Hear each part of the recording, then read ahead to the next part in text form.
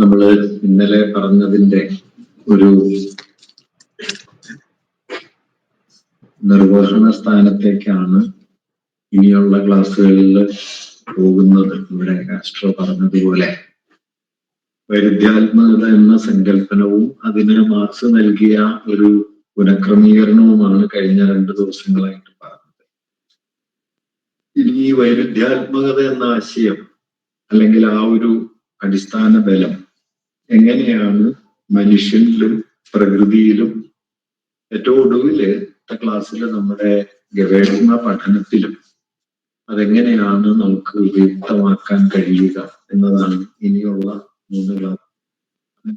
ഇതിനെ 2 ഭാഗങ്ങളായിട്ട് വേണമെങ്കിൽ കാണാം. ഇന്നലത്തെയും അതിനു മുമ്പുള്ള ദിവസത്തെയും ക്ലാസ്സുകൾ വൈരുദ്ധ്യാത്മകത എന്ന ആശയത്തെ മുൻനിർത്തിയാണെങ്കിൽ അതിന്റെ പ്രയുക്ത സ്ഥാനങ്ങളെ, അപ്ലൈഡ് സിറ്റുവേഷൻസിനെ മുൻനിർത്തി മനുഷ്യൻ, ചരിത്രം, ഒപ്പം നമ്മുടെ ഒരു സവിശേഷ താല്പര്യം എന്ന നിലയ്ക്ക് ഗവേഷണ പഠനങ്ങൾ, ഈ 3 മേഖലയിൽ വൈരുദ്ധ്യാത്മകതയെ നമുക്ക് എങ്ങനെയാണ് മനസ്സിലാക്കാൻ പറ്റുക എന്നതാണ് ഇനി അങ്ങോട്ട് പറയുന്നത്.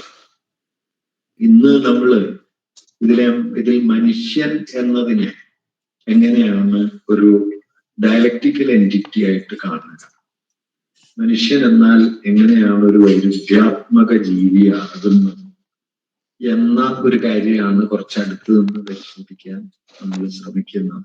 മാനുഷികത എന്നത് വൈരുദ്ധ്യാത്മകമാണ് എന്നതാണ് നമ്മൾ ഇന്ന് ചർച്ച ചെയ്യുന്ന വിഷയത്തിന്റെ ഒരു കാതൽ എന്ന് പറയാം. ആ ഒറ്റ വാക്യമുള്ളൂ, അത് പറഞ്ഞു വേണമെങ്കിൽ ഇത് അവസാനിപ്പിക്കാവുന്നതാണ്. അപ്പൊ ഇങ്ങനെയാണ് അതില്ല, പിന്നെ പ്രയാസമില്ല. ഇനി ഇതിനെ അഴിച്ച് എത്തിക്കണം അവിടെ. അപ്പൊ മാർക്സിന്റെ 2 പ്രസിദ്ധമായ പ്രസ്താവനകളിൽ നിന്ന് തുടങ്ങാം.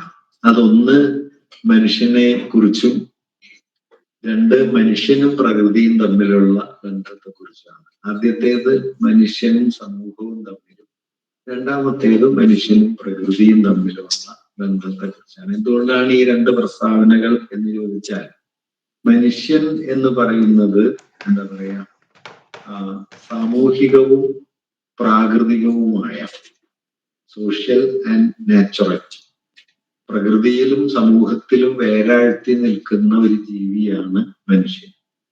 അതുകൊണ്ട് പ്രകൃതിയിലും ചരിത്രത്തിലും വേരാഴ്ത്തി നിൽക്കുന്നു എന്ന് പറയുമ്പോൾ പ്രകൃതിയോട് എങ്ങനെ, ചരിത്രത്തോട് അല്ലെങ്കിൽ സമൂഹ ബന്ധങ്ങളോട് എങ്ങനെ മനുഷ്യൻ ബന്ധപ്പെടുന്നു, ഇതിനെയാണ് നമ്മളൊന്ന് സൂക്ഷിച്ചു നോക്കാൻ ശ്രമിക്കുന്നത്. അതിന്റെ തുടക്കം എന്ന നിലയ്ക്ക് 2 പ്രസ്താവനകൾ, രണ്ടും അദ്ദേഹത്തിന്റെ വളരെ പ്രധാനപ്പെട്ട 1844 പാരീസ് മാനുസ്ക്രിപ്റ്റ്സിലാണ്. പാരീസ് മാനുസ്ക്രിപ്റ്റ്സ് ഞാൻ ഇന്നലെ പറഞ്ഞല്ലോ, എക്കണോമിക് ആൻഡ് ഫിലോസഫിക് മാനുസ്ക്രിപ്റ്റ്സ് എന്നറിയപ്പെടുന്നതും അത് തന്നെയാണ്.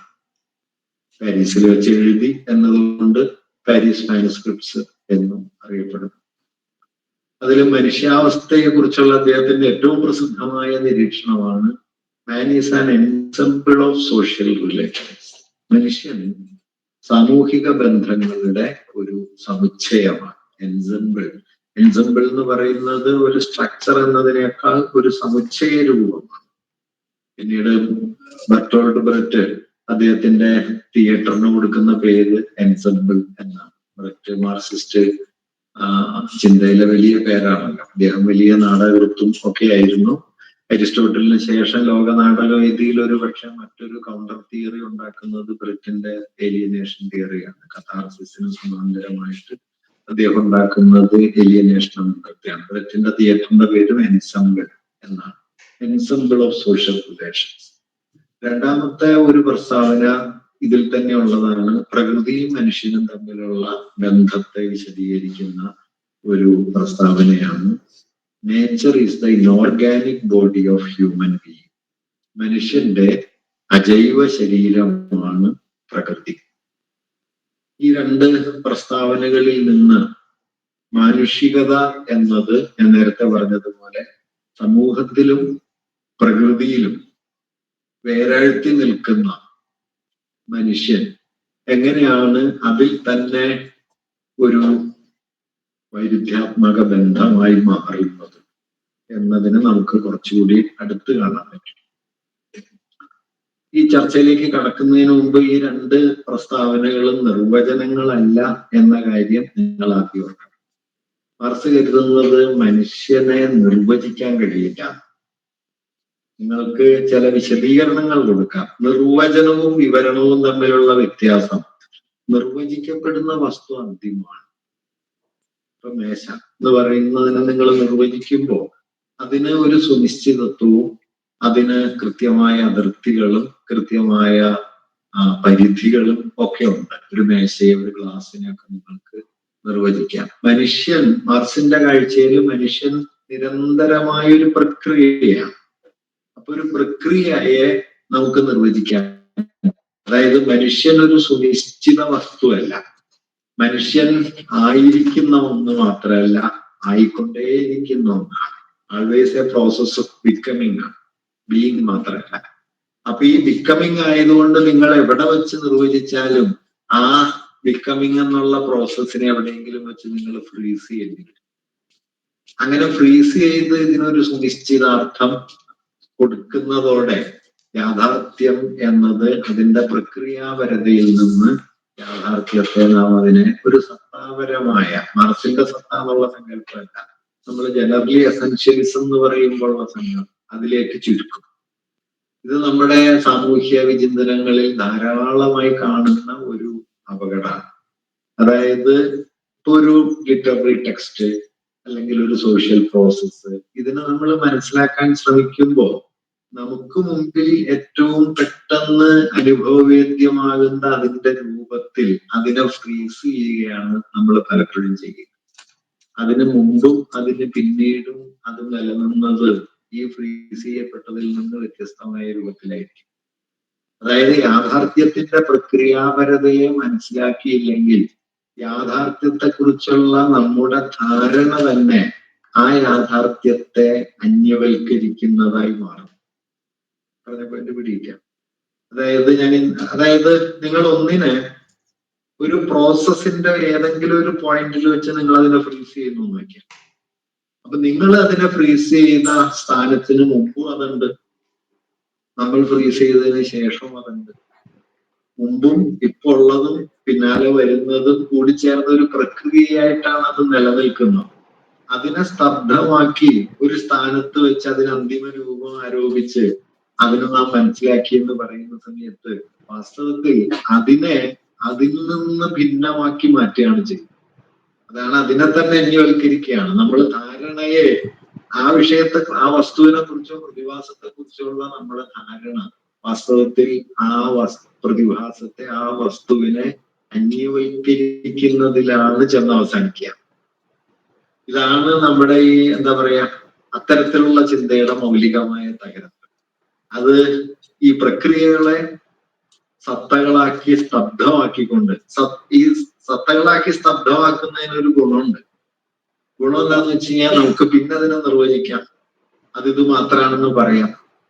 അതുകൊണ്ട് നമുക്കതിനെ വിശദീകരിക്കാനും അതിനെക്കുറിച്ച് തീർപ്പിലെത്താനും ഒക്കെ കുറെ കൂടി എളുപ്പമാണ്. മറിച്ച് ഒരു പ്രതിഭാസത്തെ പ്രക്രിയയായിട്ട് മനസ്സിലാക്കുമ്പോൾ നിങ്ങൾ അതിനെ എങ്ങനെയാണോ വിവരിച്ചത് അതിനെ ഭേദിച്ച് ഈ പ്രക്രിയ പോകും. ഇന്നലെ ഞാൻ സത്യവും പ്രത്യക്ഷവും തമ്മിലുള്ള വൈരുദ്ധ്യം പറഞ്ഞ സമയത്ത് ഇത് സൂചിപ്പിച്ചിരുന്നു. പ്രത്യക്ഷത്തിൽ നിന്ന് സത്തയിലേക്ക് പോവുകയും സത്തയിൽ നിന്ന് പ്രത്യക്ഷത്തിലേക്ക് തിരിച്ചു വരികയും പ്രത്യക്ഷത്തിന്റെ ഒരു നൈരന്തര്യത്തിൽ ഏത് പോയിന്റിലാണ് അതെന്ന് മനസ്സിലാക്കുക വേണം. ഈ മനസ്സിലാക്കലാണ് ഈ ഫ്രീസ് ചെയ്യുന്നതിന് ബ്രേക്ക് ചെയ്യാനുള്ള നമ്മുടെ വഴി. അപ്പോ മനുഷ്യൻ എന്ന് പറയുന്നത് ഇങ്ങനെ നിർവചിക്കാവുന്ന ഒരു വസ്തുവല്ല എന്ന് മാർക്സ് കരുതുന്നത് എന്തുകൊണ്ടാന്ന് വെച്ചാൽ മനുഷ്യൻ ആയിരിക്കുന്നത് പോലെ ആയിത്തീരലുമാണ്. അപ്പൊ മാനുഷികമായ ഉണ്മ സാമൂഹികവും ചരിത്രപരവുമാണ്. അത് നിർവചിക്കാവുന്ന ഒരു വസ്തുവല്ല, പരിണമിക്കുന്ന, ആയിത്തീരുന്ന ചലനാത്മകമായ ഒരു പ്രക്രിയയാണ്. അപ്പൊ ഈ പ്രക്രിയയുടെ സ്വഭാവം എന്ത്? ഞാൻ നേരത്തെ പറഞ്ഞ സാമൂഹികവും ചരിത്രപരവുമായ ഉണ്മയാണ് മാനുഷികത. ആ ഉണ്മയുടെ അടിസ്ഥാന തത്വമാണ് നമ്മൾ ഈ പറഞ്ഞ വൈരുദ്ധ്യം. ഇതാണ് മാർക്സിന്റെ ഈ സ്റ്റേറ്റ്മെന്റിന്റെ കാതൽ. മനുഷ്യൻ സമൂഹ ബന്ധങ്ങളുടെ സമുച്ചയം. അതായത് മനുഷ്യനെ ഒന്ന് അടുത്തു നോക്കിയാൽ മനുഷ്യനൊരു ജന്തു അല്ലേ? മനുഷ്യനൊരു ജന്തുവാണ്. ജന്തുക്കളും കൂട്ടായിട്ട് ജീവിക്കും, മനുഷ്യരും കൂട്ടായിട്ട് ജീവിക്കും. കൂട്ടമായി ജീവിക്കുന്ന ജന്തുവും മനുഷ്യനും തമ്മിൽ എന്താണ് വ്യത്യാസം? മനുഷ്യൻ എന്ന ജന്തുവും ഇതര ജന്തുക്കളും തമ്മിലുള്ള വ്യത്യാസം നേരത്തെ ഇവിടെ സൂചിപ്പിച്ചതുപോലെ മനുഷ്യൻ ജന്തുക്കൾ പ്രകൃതിക്കുള്ളിൽ പ്രകൃതിക്ക് വിധേയമായി ജീവിക്കുന്നു. മനുഷ്യൻ പ്രകൃതിക്കുള്ളിൽ പ്രകൃതിയുമായി സംവദിച്ചും പ്രകൃതിയിൽ ഇടപെട്ടും പ്രകൃതിയെ രൂപാന്തരപ്പെടുത്തിയും ജീവിക്കും. അതുകൊണ്ട് മനുഷ്യനെ ജന്തുവാക്കുന്ന ഒരു അടിസ്ഥാന ഘടകം മനുഷ്യനിലുണ്ട്. ഒപ്പം മനുഷ്യനെ ജന്തുവിൽ നിന്ന് വേറിട്ട് മാറ്റുന്ന ഒരു അടിസ്ഥാന ഘടകം. മനുഷ്യനൊരു പ്രാകൃതിക ജീവിയാണ്, നാച്ചുറൽ അനിമലാണ്, പക്ഷെ ഒരു മാനുഷിക ജീവിയുമാണ്. പക്ഷെ മനസ്സിലായില്ലേ? ഈ മാനുഷിക ജീവി എന്ന തലത്തിലാണ് പ്രകൃതിക്കുള്ളിൽ പ്രകൃതിക്ക് വിധേയമായി കഴിയുക എന്നതിനപ്പുറം കടന്ന് പ്രകൃതിക്കുള്ളിൽ പ്രകൃതിയോട് എൻഗേജ് ചെയ്യുക, വേണമെങ്കിൽ നമുക്ക് നെഗോഷിയേറ്റ് ചെയ്യും, പ്രകൃതിയിൽ ഇടപെടുന്ന ഒരു ജീവിയായിട്ട് മനുഷ്യൻ. അതുകൊണ്ട് മനുഷ്യൻ ജന്തുവായിരിക്കെ തന്നെ ജന്തുവിന്റെ തുടർച്ചയുമാണ്, ജന്തുവിൽ നിന്നുള്ള വിച്ഛേദവുമാണ്. വ്യക്തമാണല്ലോ. ഇതുപോലെ മനുഷ്യൻ ഈ സാമൂഹികത എന്ന ആശയത്തെ നമ്മൾ തെറ്റിദ്ധരിക്കാറുള്ളത് കൂട്ടം ചേരലാണ് സാമൂഹികത. അതല്ല, നമ്മളിപ്പോ ഇങ്ങനെ ഇരിക്കുമ്പോ ഒരു കൂട്ടം ആണ്, ജാഥ നടത്തുമ്പോ കൂട്ടാണ്, അല്ലെങ്കിൽ ഒറ്റയ്ക്ക് ഇരിക്കുകയാണ്. ആ ഒരു ബൈനറിയെ അല്ല മാർക്സ് ഇവിടെ ഉദ്ദേശിക്കുന്നത്. മാർക്സിന്റെ നോഷനിൽ സാമൂഹികത എന്ന് പറയുന്നത് ഈ പറ്റങ്ങളും കൂട്ടങ്ങളും അല്ല, അതുണ്ടാക്കുന്ന ചില ധാരണകളും അല്ല. എന്താണ് മാനുഷികത? ഇപ്പൊ ജന്തുവിന്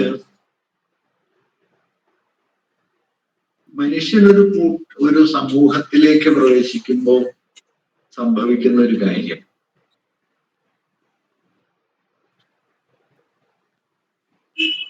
ആ സമൂഹത്തിന്റെ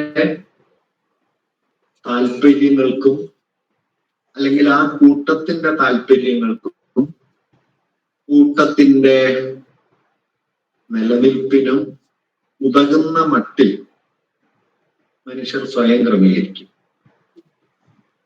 നിങ്ങൾ ഇവിടെ ഇരിക്കും, നിങ്ങൾ വീട്ടിലെ പെരുമാറും, എവിടെയും ഒരു ഗോത്ര സമൂഹം, ഒരു മതം, ഒരു ജാതി, എന്ത് തരത്തിലുള്ള മാനുഷികമായ കൂട്ടായ്മകൾ നിങ്ങൾ നോക്കിക്കോളൂ. ആ കൂട്ടായ്മകളിലെല്ലാം ഇൻഹറന്റ് ആയിട്ടുള്ളത് നമ്മുടെ തന്നെ ബോധപൂർണമായ ഒരു ക്രമീകരണമാണ്. ഈ ബോധപൂർവമായ ക്രമീകരണം ഇല്ലാതെ ജന്തു സഹജമായി നിൽക്കുകയല്ല നമ്മൾ ചെയ്യുന്നത്. അതായത് ഒരാട്ടിൻ പറ്റത്തിലെ ഒരാട് താനൊരു പറ്റത്തിന്റെ ഭാഗമാണ് എന്ന് തിരിച്ചറിഞ്ഞുകൊണ്ടല്ല പറ്റത്തിൽ ഉൾപ്പെട്ടിരിക്കുന്നത്, ജൈവികമായിട്ടാണ്.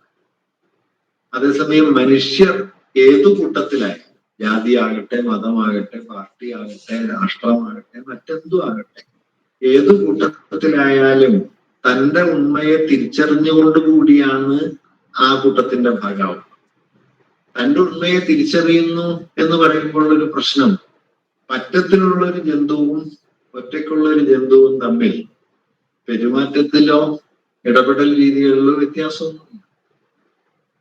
പറ്റത്തിലാകുന്നതോടെ ആടിന്റെ സ്വഭാവത്തിന് വ്യത്യാസമൊന്നും വരുന്നില്ല. അതായത് ആടിന്റെ സ്പീഷീസ് ബീയിങ്, ജന്തു സഹജമായ അതിന്റെ പ്രകൃതം, അതെല്ലായ്പ്പോഴും നിലനിർത്തുന്നു. മനുഷ്യൻ എന്ത് ചെയ്യുന്നു? ജന്തു സഹജമായ പ്രകൃതത്തെ സാമൂഹികമായ മാനങ്ങളിൽ എത്തുമ്പോൾ പലതരത്തിൽ നവീകരിക്കുന്നു. ഉദാഹരണത്തിന് നമുക്ക് വിശക്കുന്നു എന്നതിന്റെ ഫലമായിട്ട് എവിടെ കാണുന്ന എന്തും കഴിക്കാൻ പറ്റില്ല, നമ്മളാരും കഴിക്കുന്നുമില്ല. അതേസമയം ഒരു ജന്തുവിന് വിശക്കുന്നുണ്ടെങ്കിൽ അതെവിടെ കാണുന്നതും അതിന് കഴിക്കാൻ പറ്റുന്നതാണെങ്കിൽ കഴിക്കാൻ ശ്രമിക്കും. അതായത് നമ്മുടെ വിശപ്പിനെ സാമൂഹികമായ ക്രമീകരണത്തിന് വിധേയമാക്കിക്കൊണ്ട് നിർവഹിക്കാനേ പൂർത്തീകരിക്കാനേ നമ്മൾ ശ്രമിക്കും. മനസ്സിലായല്ലോ?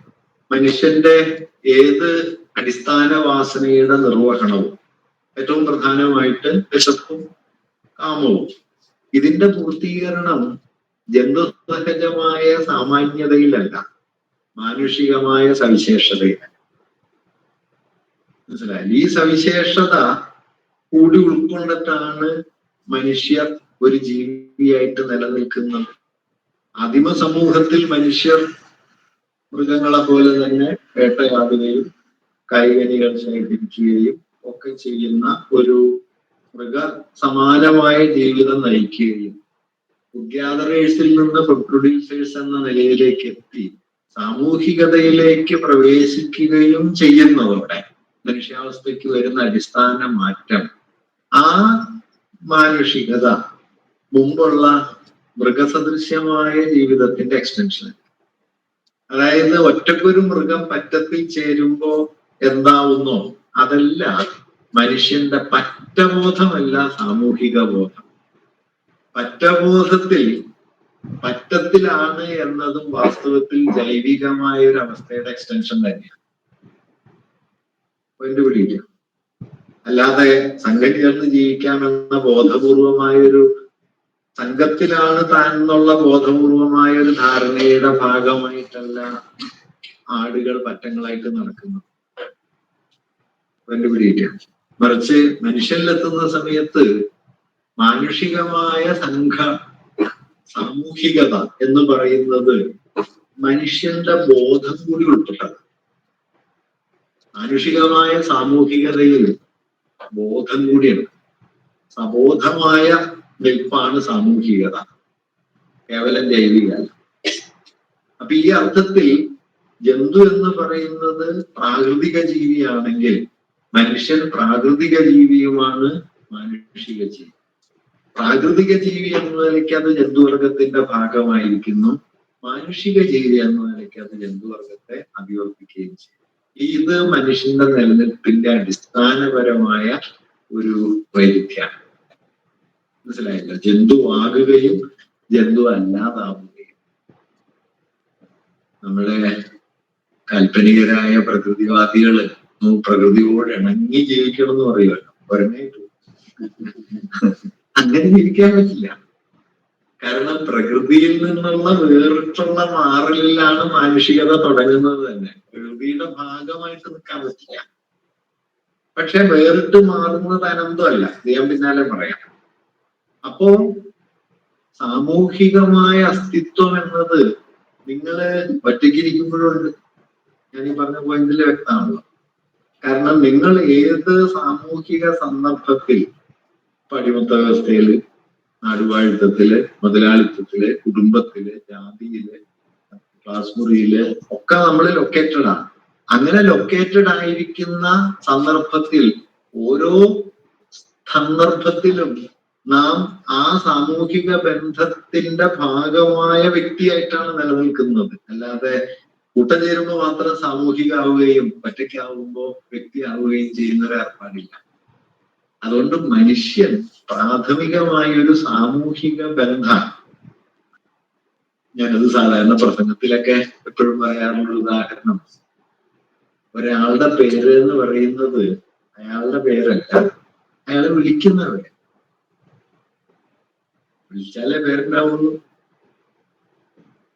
ഒറ്റക്കൊരാളുണ്ട്, അയാൾക്ക് നല്ല പേരുണ്ടെങ്കിൽ 1-2 പ്രാവശ്യമൊക്കെ തന്നെ വിളിക്കാം എന്നല്ലാതെ വേറെ പ്രത്യേകിച്ച് കാര്യമൊന്നുമില്ലല്ലോ. അതുകൊണ്ട് നിങ്ങളെ ഒരാൾ അവിടെ നിന്ന് വിളിക്കുന്നതാണ് ഈ പേരായി ഉറക്കുന്നത്, വിളിച്ചുണ്ടാകുന്നതാണ്. ആ റിലേഷനാണ് പേര്. അല്ലാതെ നിങ്ങളുടെ ഉള്ളിലുള്ള വിളിക്കുന്നതിന് മുമ്പേ ഉള്ള ഒരു സത്തയല്ല പേര്. വിളിക്കുന്ന ആളും കേൾക്കുന്ന ആളും തമ്മിലുള്ള ഒരു ബന്ധമാണ് ഏതു പേരും. വിളിക്കുന്നതിന് മുമ്പേ സത്താപരമായി ആ പേര് ഇല്ല. മനസ്സിലാവും? അപ്പൊ അത് അങ്ങനെ നോക്കുന്ന സമയത്ത് മനുഷ്യൻ എന്ന് പറയുന്നത് ഈ നിരന്തരമായി ആയിക്കൊണ്ടിരിക്കുന്ന ഒരു പ്രക്രിയയാണ്. ഇന്നലെ പറഞ്ഞില്ല, ആയിരിക്കുന്നതിൽ നിന്ന് ആകാവുന്നതിലേക്കുള്ള ഒരു നിരന്തര പ്രയാണമാണ്. ആ പ്രയാണത്തിന് മനുഷ്യനെ ആശ്രയിക്കുന്നത് തന്റെ പ്രവൃത്തിയെയുമാണ്, അധ്വാനം. അപ്പൊ അതുകൊണ്ട് തന്നെ മനുഷ്യനെ നിർവചിക്കാൻ ശ്രമിക്കുമ്പോൾ അത് ഇതിലേതെങ്കിലും ഒരു സ്ഥാനത്ത് ഫ്രീസ് ചെയ്യേണ്ടി വരും, സുനിശ്ചിതാക്കേണ്ടി. അപ്പൊ പ്രക്രിയയിൽ നിന്ന് സ്തബ്ധമായ സത്തയിലേക്ക് മാറ്റിയാൽ മാത്രമേ നിർവചനം നടക്കൂ. അതുകൊണ്ടാണ് നിർവചിക്കുകയല്ല പ്രധാനം, മറിച്ച് ഈ പ്രക്രിയ എന്ന നിലയ്ക്ക് അതിനെ മനസ്സിലാക്കുകയാണ് പ്രധാനം എന്ന് പറയും. ഇപ്പൊ മനുഷ്യനെ കുറിച്ചുള്ള പ്രഖ്യാതമായ ഒരു നിർവചനമുണ്ട്: മനുഷ്യൻ ചിന്തിക്കുന്ന മൃഗമാണ്. ഇപ്പൊ ചിന്തിക്കുന്ന മൃഗമാണ് എന്ന് പറയുന്ന സമയത്ത് വാസ്തവത്തിൽ അവിടെ മാനുഷികമായിരിക്കുന്ന ഒരു മൂർത്താവസ്ഥയില്ല, മറിച്ച് ഒരു അബ്സ്ട്രാക്ഷനാണ്. ഈ ചിന്തിക്കുന്ന മനുഷ്യൻ എന്ന് പറയുന്നത് ആരെങ്കിലും ഒരാളാണ്, ഏതെങ്കിലും ഒരു ദേശത്തിലാണ്, ഏതെങ്കിലും ഒരു കാലത്തിലാണ്, ഏതെങ്കിലും ഒരു ലിംഗപദവിയിലാണ്. അയാള് എന്താ പറയാ, ദേഷ്യപ്പെടുകയോ സന്തോഷിക്കുകയോ സങ്കടപ്പെടുകയോ ഒക്കെ ചെയ്യുന്ന ഒരാളാണ്. ഇതിനെല്ലാം മനുഷ്യനിൽ നിന്ന് എടുത്തു മാറ്റുമ്പോഴാണ് മറ്റേ മനുഷ്യൻ വരിക. ഇതേ ആശയാണ് കേട്ടോ മിഖായേൽ ബെക്തിൻ ഭാഷാശാസ്ത്രത്തിന്റെ ആലോചനാ സന്ദർഭത്തിൽ സൊഷ്യൂറിന്റെ സൈൻ എന്ന സങ്കല്പത്തിനെതിരെ വയ്ക്കുന്നു. സൊഷ്യൂർ പറയുന്നത് സൈൻ ഇല്ല, ഉള്ളത് അട്രൻസ് ആണ്. അട്രൻസും സൈനും തമ്മിലുള്ള വ്യത്യാസം എന്താണ്? നിങ്ങൾ ഉരുവിടുന്ന ഏതു വാക്കും അത് ഒന്നുകിൽ നല്ലതോ ചീത്തയോ ആണ്, കേൾക്കാൻ ഇഷ്ടമുള്ളതോ ഇഷ്ടമില്ലാത്തതോ ആണ്, സന്തോഷജനകമോ പരുഷമോ ആണ്, ദൈർഘ്യമേറിയതോ ചെറുതോ ആണ്. ഇങ്ങനെ എത്രയോ അർത്ഥാനുഭൂതികൾ സംഭരിക്കപ്പെട്ടതാണ് ഏതുരിയാട്ടവും. ഇതൊന്നുമില്ലാത്ത ഒരു ഉരിയാട്ടവും ഇല്ല. അത് ഉള്ളത് ഇപ്പൊ ഞാനൊരു കാര്യം പറയുന്നു, മനസ്സിലായി എന്ന് ചോദിക്കുന്നു, അയാൾ ഇല്ല എന്ന് പറയുന്നു, ഞാനത് വീണ്ടും പറയുന്നു. ബക്തിൻ പറയുന്നത് അത് ആദ്യം പറഞ്ഞതല്ല. എന്തുകൊണ്ടാന്ന് വെച്ച് കഴിഞ്ഞാൽ ആദ്യം പറഞ്ഞത് അയാൾക്ക് മനസ്സിലായിട്ടില്ല എന്ന ധാരണയോടെയാണ് ഇത് രണ്ടാമത് പറയുന്നത്. ആദ്യം പറഞ്ഞ അതേ വാക്യം ആവർത്തിക്കുമ്പോഴും ആദ്യം പറയുമ്പോഴുള്ള അതേ മനോഘടനയിലല്ല ഞാനിത് രണ്ടാമത്. ഇത് പുറത്ത് കേൾക്കുക തിരിയണമെന്നില്ല, പക്ഷെ ആ ആവർത്തനത്തിൽ വ്യത്യാസമുണ്ട്. അതുകൊണ്ട് ഓരോ ഉരിയാട്ടങ്ങളും യുണീക്കാണ്.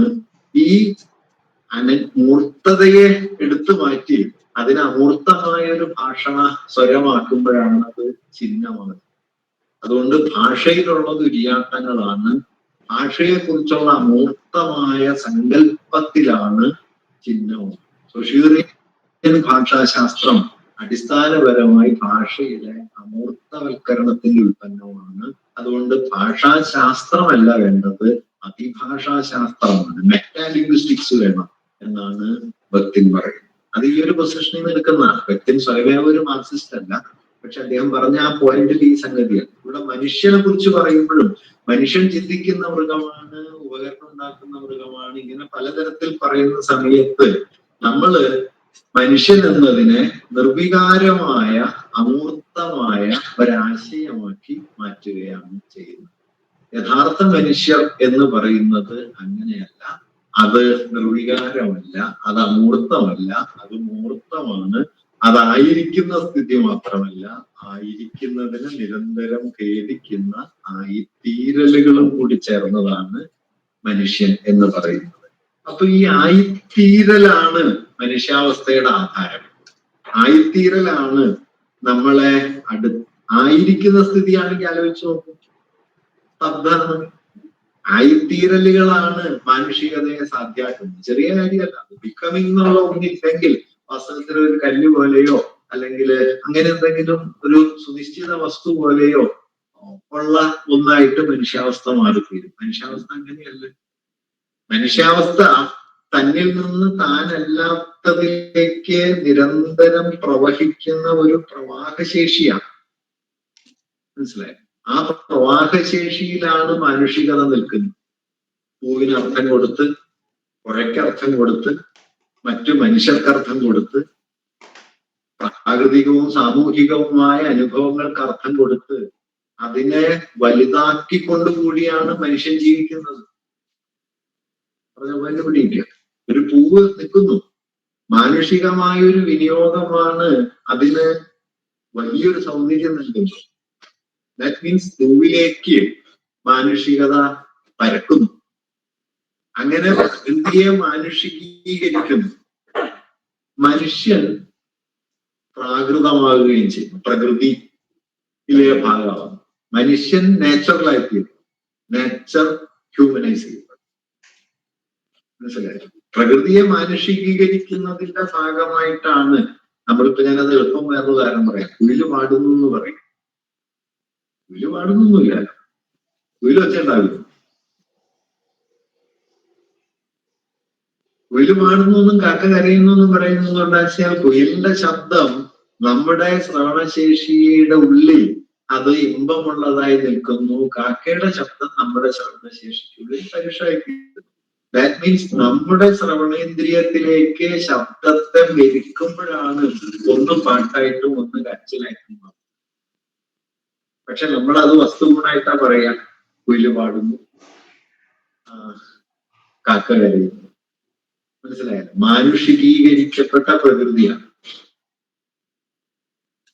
പക്ഷെ മനസ്സിലായില്ലേ? പ്രകൃതിയെ നമ്മൾ മനസ്സിലാക്കുന്നത് മാനുഷികമായിട്ടാണ്. ഇപ്പൊ നോക്കൂ, നമ്മള് എന്താ പറയാ, ദൂരെയുള്ള ഒരു വൃക്ഷം കാണുന്നില്ല, മങ്ങിയെ കാണിച്ചു, അല്ലെങ്കിൽ ചെറുതായിട്ട് കാണും. വാസ്തവത്തിൽ ചെറുതല്ലല്ലോ, വാസ്തവത്തിൽ അതും വലുതാണ്. നമ്മുടെ കാഴ്ചയുടെ പ്രത്യേകമായ നേത്രേന്ദ്രിയത്തിന്റെ ക്രമീകരണം കൊണ്ട് നമുക്ക് അടുത്തുള്ളതിനെ വലുതായി കാണാം, തെളിഞ്ഞു കാണാം, അകലെയുള്ളതിനെ ഭംഗി കാണാം, ചെറുതായി കാണാം. പക്ഷെ റിയലിസ്റ്റ് പെർസ്പെക്റ്റീവ് എന്ന് പറഞ്ഞ് നമ്മൾ ചിത്രകലയിലും മറ്റുമൊക്കെ വികസിപ്പിച്ചെടുത്തത് അകലെയുള്ളത് ചെറുതായി വരുന്ന, അകലെയുള്ളത് ഭംഗി കാണുന്ന, അടുത്തുള്ളത് വലുതായി കാണുന്ന ഒരു കാഴ്ച രീതിയാണ്. മാനുഷികമായി തീർന്ന പ്രകൃതിയാണ്. അല്ലാതെ പ്രകൃതി അതായിരിക്കുന്ന നിലയിൽ സ്വയമേവ വന്ന് നമ്മളുടെ മുമ്പിൽ പ്രത്യക്ഷപ്പെടുകയില്ല. പ്രകൃതി നമുക്ക് അനുഭവവേദ്യമാകുന്നത് നാം കൂടി ഉൾപ്പെട്ട നിലയിലാണ്. തിരിച്ച് നാം പ്രകൃതിയെ കാണുന്നത് പ്രാകൃതികമായിട്ടാണ്. മനുഷ്യൻ പ്രകൃതിയുടെ ഭാഗമാണെന്നുള്ളത് ഇത്രയും സങ്കീർണമല്ല. കാരണം ഒരു ജീവി എന്ന നിലയ്ക്കും ശ്വസിക്കാനും ജീവിക്കാനും ഒക്കെ മനുഷ്യന് പ്രകൃതിയുടെ ഭാഗമായേ പറ്റും. വ്യക്തമല്ലേ? കാരണം പുറത്ത് വായു ഇല്ലെങ്കിൽ നിങ്ങൾക്ക് ശ്വസിക്കാൻ പറ്റില്ല. ഇപ്പൊ ഞാൻ കഴിഞ്ഞ ക്ലാസ്സിൽ പറഞ്ഞ പോലെ ഭൂഗുരുത്വം എന്ന് പറയുന്ന ഒരു പ്രാകൃതിക പ്രാപഞ്ചിക ബലമില്ലെങ്കിൽ നമുക്ക് ഇങ്ങനെ ഇരിക്കാൻ പറ്റില്ല. അപ്പൊ മഴ താഴോട്ട് വീഴുന്നത് ഈ ബലം കൊണ്ടാണ്. അപ്പോ നമ്മൾ ഏറ്റവും സ്വാഭാവികമെന്ന് കരുതുന്നത് വാസ്തവത്തിലൊരു പ്രാകൃതിക ബലത്തിനുള്ളിലാണ്. അപ്പൊ ഇങ്ങനെ മനുഷ്യൻ പ്രകൃതിയെ അറിയുന്നത് എന്താ പറയാ,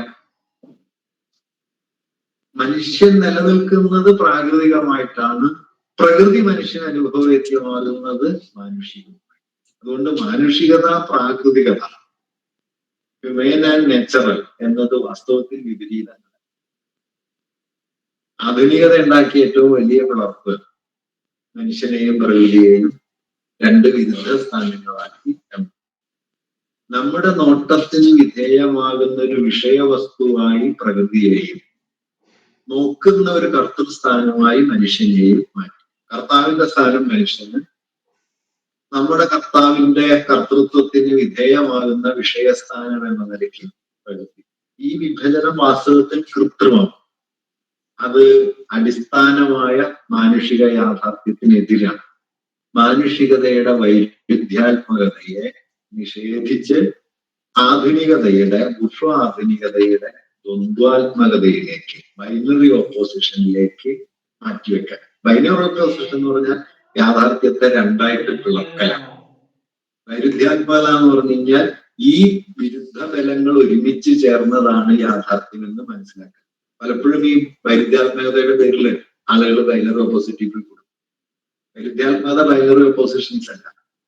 ബൈനറി ഓപ്പോസിഷൻ ഇതിനെ പ്രവൃത്തി മാറ്റി കിഴക്കും പടിഞ്ഞാറായിട്ട് മാറ്റി വരും. വൈരുദ്ധ്യാത്മക ധാരണ എന്ന് പറയുന്നത് ഈ രണ്ട് ബലങ്ങളുടെ സംഘർഷാത്മകവും സംവാദാത്മകവുമായ ചേർച്ചയിലാണ് യാഥാർത്ഥ്യം. ആ സംഘർഷാത്മകതയുടെ തോതും തരവും എന്ത് എന്നുള്ളതാണ് വാസ്തവത്തിൽ നമ്മൾ വൈദ്യാത്മക ധാരണയായിട്ട്. അപ്പൊ മനുഷ്യൻ എന്നത് എങ്ങനെയാണ് മാനുഷികത, ഞാൻ നേരത്തെ പറഞ്ഞതുപോലെ ആയിത്തീരലിന്റെ ചരിത്രം ആണ് മാനുഷികതയുടെ ചരിത്രം എന്ന് പറയുന്നത്. ആയിരിക്കലിന്റെ അല്ല, ആയിത്തീരലിന്റെ. ആയിത്തീരലിന്റെ പാറ്റേൺ എന്താണ്? ഹെഗലിനെ കുറിച്ച് പറഞ്ഞതുപോലെ ആശയം അതിനെ നിഷേധിച്ച് പ്രകൃതിയായിത്തീരുന്നു, പ്രകൃതി അതിനെ നിഷേധിച്ച് സങ്കീർണ ജീവരൂപങ്ങളായിത്തീരുന്നു. ആ ജീവരൂപങ്ങളിൽ ആത്മബോധമുള്ള വ്യക്തി, മനുഷ്യൻ ഉടലെടുക്കുന്നു. ആ മനുഷ്യന്റെ സർഗശേഷിയുടെ ആവിഷ്കാരങ്ങളായിട്ട് ഉൽപ്പന്നങ്ങൾ. മാനുഷികമായ അധ്വാനത്തിന്റെ, അതായത് മനുഷ്യർ തങ്ങളുടെ സർഗശേഷിയെ, അധ്വാനം എന്ന് പറയുന്ന സർഗാത്മകതയെ വിനിയോഗിച്ച് തങ്ങളെ തന്നെ നിഷേധിച്ച് ഉൽപ്പന്നങ്ങൾ. ഉൽപ്പന്നങ്ങൾ മാനുഷികതയ്ക്ക് മുകളിൽ ആധിപത്യം നേടുന്നതാണ് നമ്മൾ ഇന്നലെ പറഞ്ഞ അന്യവൽക്കരണം. അതിനെയാണ് നിഷേധിക്കേണ്ടത്. ഞാൻ ഇന്നലെ മാർസിന്റെ അവസാനത്തെ വാചകം ഉദ്ധരിച്ചത്. അവസാനത്തെ വാചകമല്ല, നമ്മൾ അവസാനം ഉദ്ധരിച്ചതാണ്. അവസാനത്തെ വാചകം എന്താന്ന് എനിക്കറിയില്ല. മൂപ്പര് ഉറങ്ങാൻ പോയപ്പോ മരിച്ചു വരുന്ന 1983 മാർച്ച് 5 അദ്ദേഹം ഉറങ്ങാനിരിക്കുകയായിരുന്നു. ഉച്ചയ്ക്ക് ഭക്ഷണമൊക്കെ കഴിച്ചിട്ട് കുറച്ചു നേരം എങ്കൽസ് കേട്ടിട്ടുണ്ടായിരുന്നു. ഉറക്കത്തിനിടയിൽ മാർച്ച് 65 വയസ്സായിട്ടുള്ളൂ. മാർച്ച് 20 കൊല്ലം കൂടി ജീവിച്ചിരുന്നെങ്കിൽ ചിന്തയിൽ എന്ത് മാറ്റം ഉണ്ടായ ആലോചിക്കാവുന്നതാണ്. അപ്പോ ഈ മനുഷ്യർ തങ്ങളുടെ അധ്വാനത്തിലൂടെ മാനുഷികതയെ ഉൽപ്പന്നങ്ങളാക്കി മാറ്റുന്നു. അതിലൂടെ തങ്ങളുടെ സർഗാത്മകതയുടെ ആവിഷ്കാരം തന്നെയാണ് മനുഷ്യന് ഉൽപ്പന്നങ്ങൾ എന്ന് പറയുന്നത്. പക്ഷെ അത് മാനുഷിക ബന്ധം എന്നതിന് പകരം മനുഷ്യനെ കീഴടക്കുന്ന ശക്തി രൂപങ്ങളായി മാറുന്നതോടെ അന്യവൽക്കരണം. ഈ അന്യവൽകൃതമായ ലോകത്തെ മനുഷ്യൻ വീണ്ടും നിഷേധിക്കും. അപ്പോ തന്നെ ലോകത്തിലേക്ക് വസ്തുരൂപത്തിൽ ആവിഷ്കരിക്കുക, വസ്തുരൂപം അന്യവൽകൃതാവസ്ഥ പ്രാപിക്കുമ്പോൾ അതിനെ നിഷേധിക്കും. വീണ്ടും കൂടുതൽ ഉന്നതമായ വസ്തുകരണത്തിന്റെ വഴിയിലേക്ക് കടക്കുകയും ചെയ്യാം. ഇതാണ് മാനുഷികമായ ചരിത്രഗതി എന്ന് പറയുന്നത്. അപ്പൊ യഥാർത്ഥ മനുഷ്യൻ എന്ന് പറയുന്നത് നിർവചിക്കാവുന്ന ഒരു കേവല വസ്തുവായി അമൂർത്തമായി നിൽക്കുകയല്ല. ഈ പ്രക്രിയയിൽ ഉൾപ്പെട്ട ഒരാളാണ് മനുഷ്യൻ. മറ്റൊരു നിലയ്ക്ക് പറഞ്ഞാൽ മനുഷ്യന്റെ സാമൂഹികവും ചരിത്രപരവുമായ മൂർത്ത ജീവിതമാണ് മനുഷ്യന്റെ ഉണ്മ.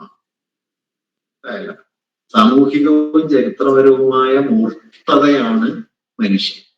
ഈ സാമൂഹികതയും ചരിത്രപരതയും എടുത്തു കളഞ്ഞിട്ട് അതിനെ ഒരു അമൂർത്ത തത്വമാക്കുകയാണ് മനുഷ്യൻ എന്ന കേവലതയെ കുറിച്ചുള്ള നിർവചനം.